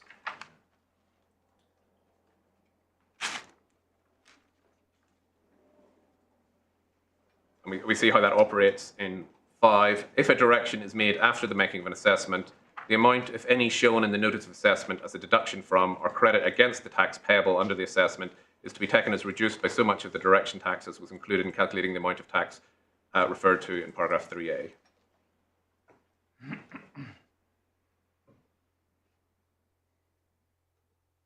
And we have definitions of direction and directions tax there again.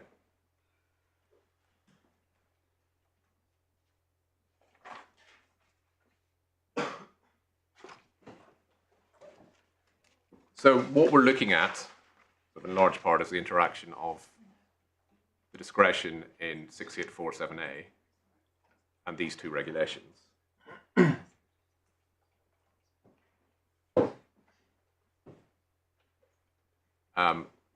And what these regulations do, absent the exercise of any discretion or any direction, is they say that even if tax isn't paid, there is no obligation to pay that tax on the employee.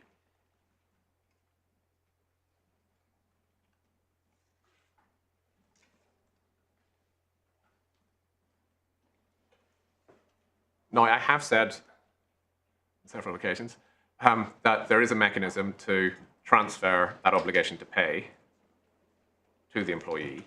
And we see it referenced here in direction tax regulations 72, 72F and 81. So perhaps if I can take the court to those regulations just to see how they operate. So 72 is found on page 297.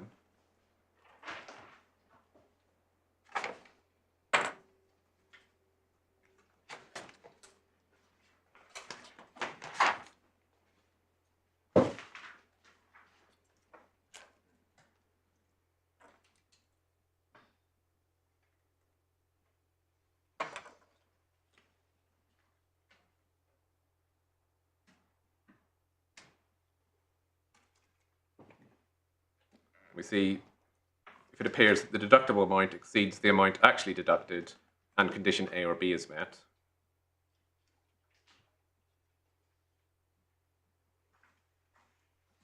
Condition A is that the employer satisfies Inland Revenue that the employer took reasonable care to comply with the regulations and that the failure to deduct the excess was due to an error made in good faith. And B is the employee has received relevant payments knowing the employer willfully failed to deduct. So those are two conditions which have been set up by Parliament in the legislation as means of transferring liability, transferring obligation to pay.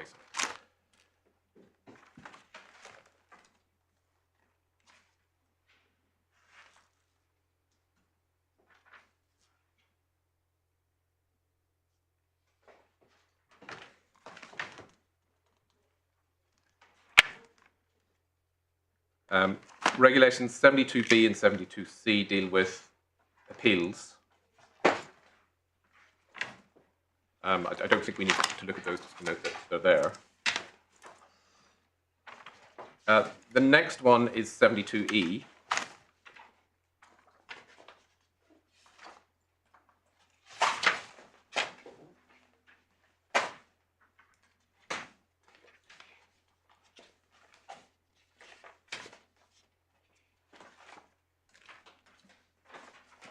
And this deals with the situation where the employee has received a relevant payment and it appears to the HMRC that an amount intended to represent tax in the payment has been self-assessed or has not been self-assessed but has been paid.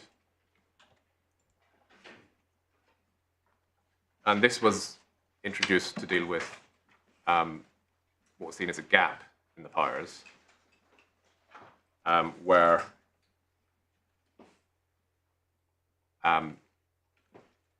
someone had self-assessed tax, but actually it was employment income. And the issue was, well, there was no power to treat the tax already paid as paid towards the employment income. The PAYE obligation to pay.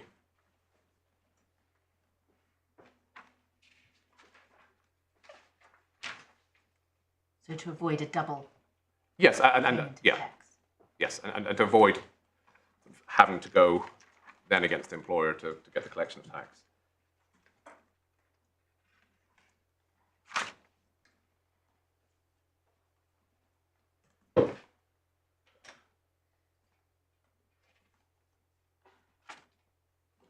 And we see the tax treated as deducted definition just over the page, 1856. Sorry, page? Page 310. Yeah. And this is just marrying up with the provisions on direction tax.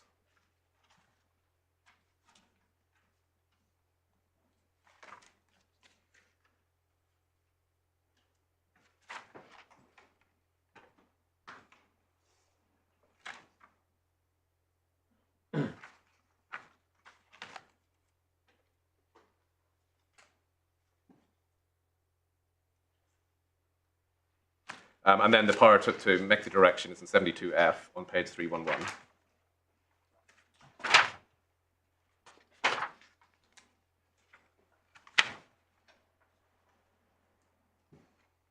And 72G gives the employer a right of appeal on page 312.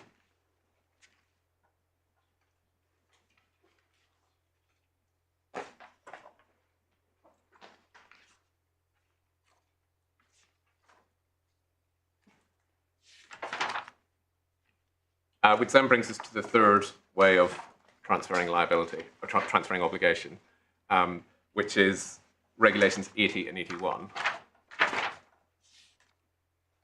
So regulation 80 is at page 317.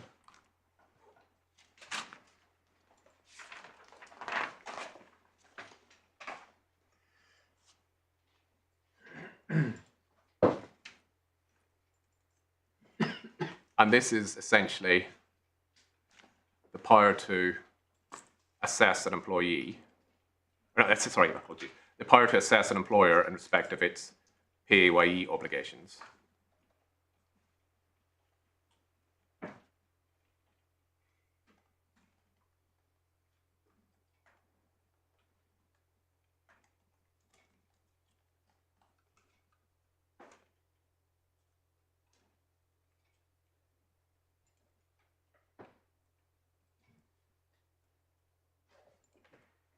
So this is basically the standard form assessment mechanism which is used where an employer has failed to comply with its obligations. Yes. So it is obviously a very important part of the overall system.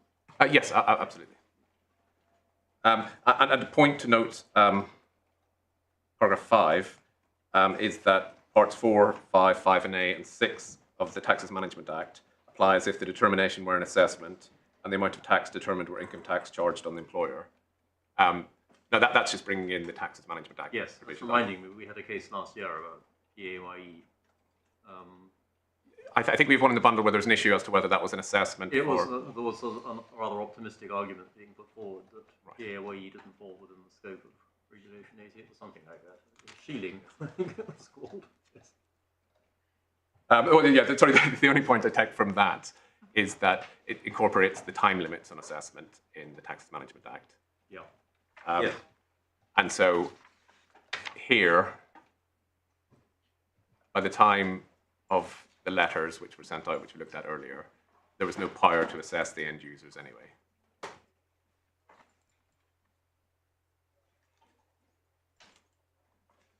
Which then brings us to Regulation 81.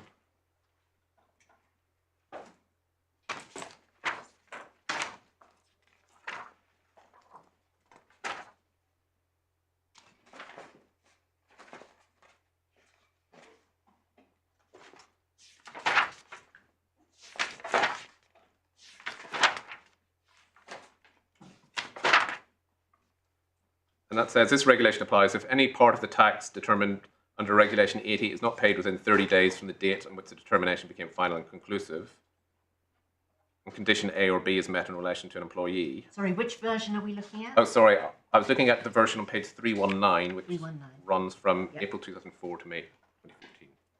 Thank you.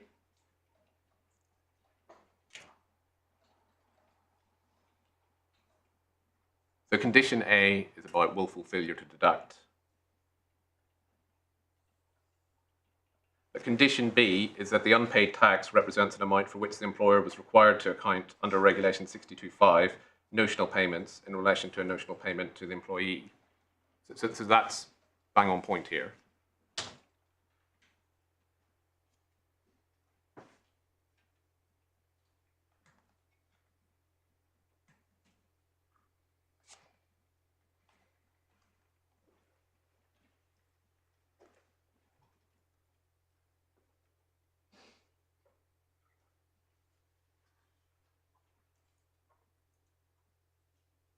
And so the point I make there is that...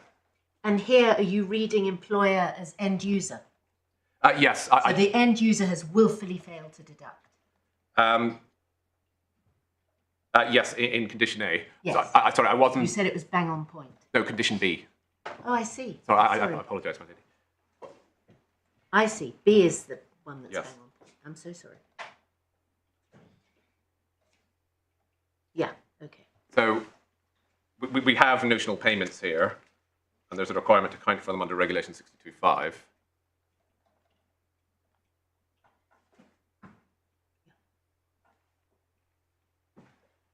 If determinations had been issued against the end users, then this was available to transfer liability, transfer obligation to pay. And that's why we say the machinery is there. But actually, the problem is that, the problem from HMRC's point of view is that they're out of time. Or alternatively, they think it's unfair because the end user had no part to play in the avoidance scheme and there's no evidence that the end user knew anything about it. Well, yeah, but if the end user takes that view, then if they're assessed under Regulation 80 and don't pay, then there's a mechanism to shift liability. Well, that would be one way of doing it, but the other way of doing it would be to exercise powers in primary legislation that are available to not require the end user to operate PAYEs. Well, and that's obviously the point before you, my lady. But the point at which I limit myself to for now is that there was an express way which this could have been done, which is in the legislation. Another way, yeah. And one of the points which I'll come on to address is whether this express way excludes the sort of more general provision.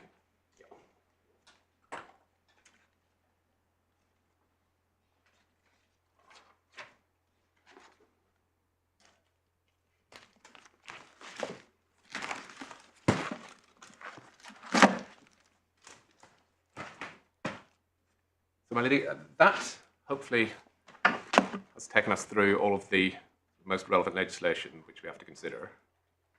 The issue is obviously the interaction of 6847A with 185 and 188. And obviously, I'll come on to address you, the provisions on direction tax are relevant there as well. And what the point ultimately comes down to is whether that right to treat taxes paid under Regulation 185, Regulation 188, whether HMRC can deprive the claimants of that right by using their discretion in 6847A. Our submission is that no, they can't, as a matter of construction, and that they haven't exercised the power properly in any event. On construction, we make sort of 4 general points, which I will go on to develop. Firstly, Section 6847A only impacts on the position of the payer. And this follows from the language of the subsection, from the terms of Regulations 185 and 188, and from the context in which the legislation has to be construed.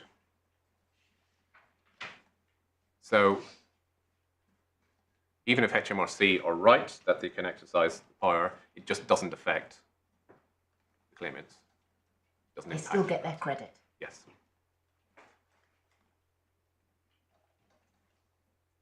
I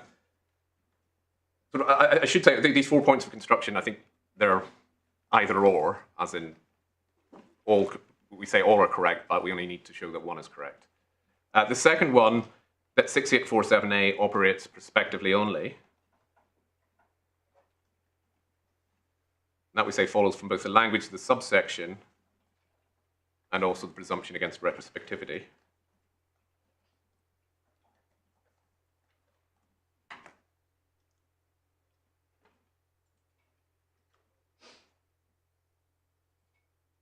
The third point is that section 6847A can't operate as an alternative to the express provisions of regulations 72, 72F, and 81 as a means of transferring liability.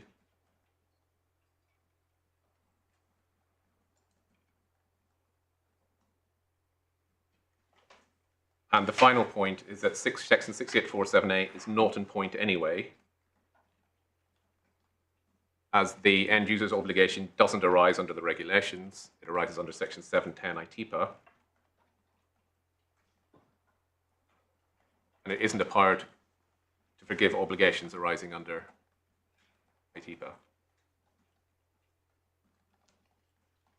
And as I say, the arguments all complement each other in the sense of pointing in the same direction, but it's sufficient if we succeed in any one of them.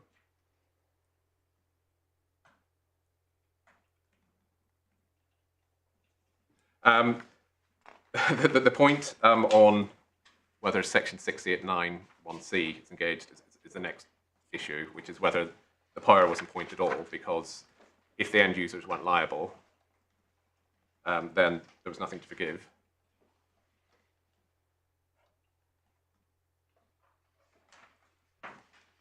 And then finally, on the exercise of the power, we say that was defective. We say that there was a failure to investigate the only point which was considered to be of relevance, what the end users knew. We also say that in terms of drawing up the policy, there has been a lack of candour on the part of HMRC, and that appropriate inferences should be drawn. What inferences should be drawn? Well, the inference that if HMRC haven't provided the evidence that as to how those decisions were being taken and what the nature of the discussions were, the inference is that improper purposes were taken into consideration, improper considerations were taken into consideration.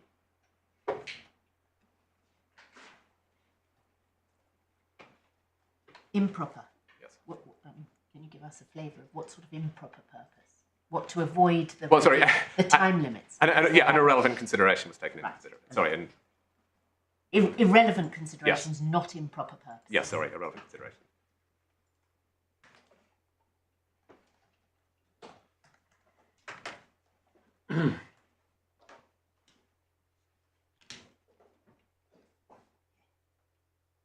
Sorry, the next point, which is where improper purpose does come in, is very much related to the points on statutory construction, and we say that even if technically the power could be exercised, it wasn't exercised for a proper purpose in terms of what the legislation is intended to achieve, and was exercised in a way which frustrated the statutory scheme.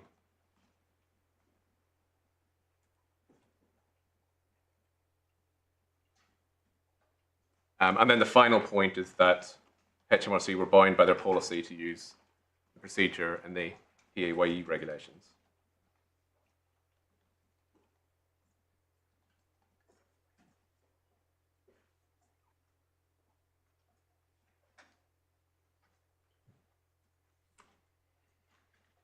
Millie, I'm mindful of the time. I wonder whether it's a good time to break rather than getting on to my... I think so. Yes. So when we're on track, are we, Mr. Mullen? Yes, I think so. I think we've covered quite a lot of ground in terms of what I'm going to say in the discussion which we've been through on the legislation. So I will attempt not to repeat points I've already made. Thank you. Right. 2 o'clock then. Thank you very much.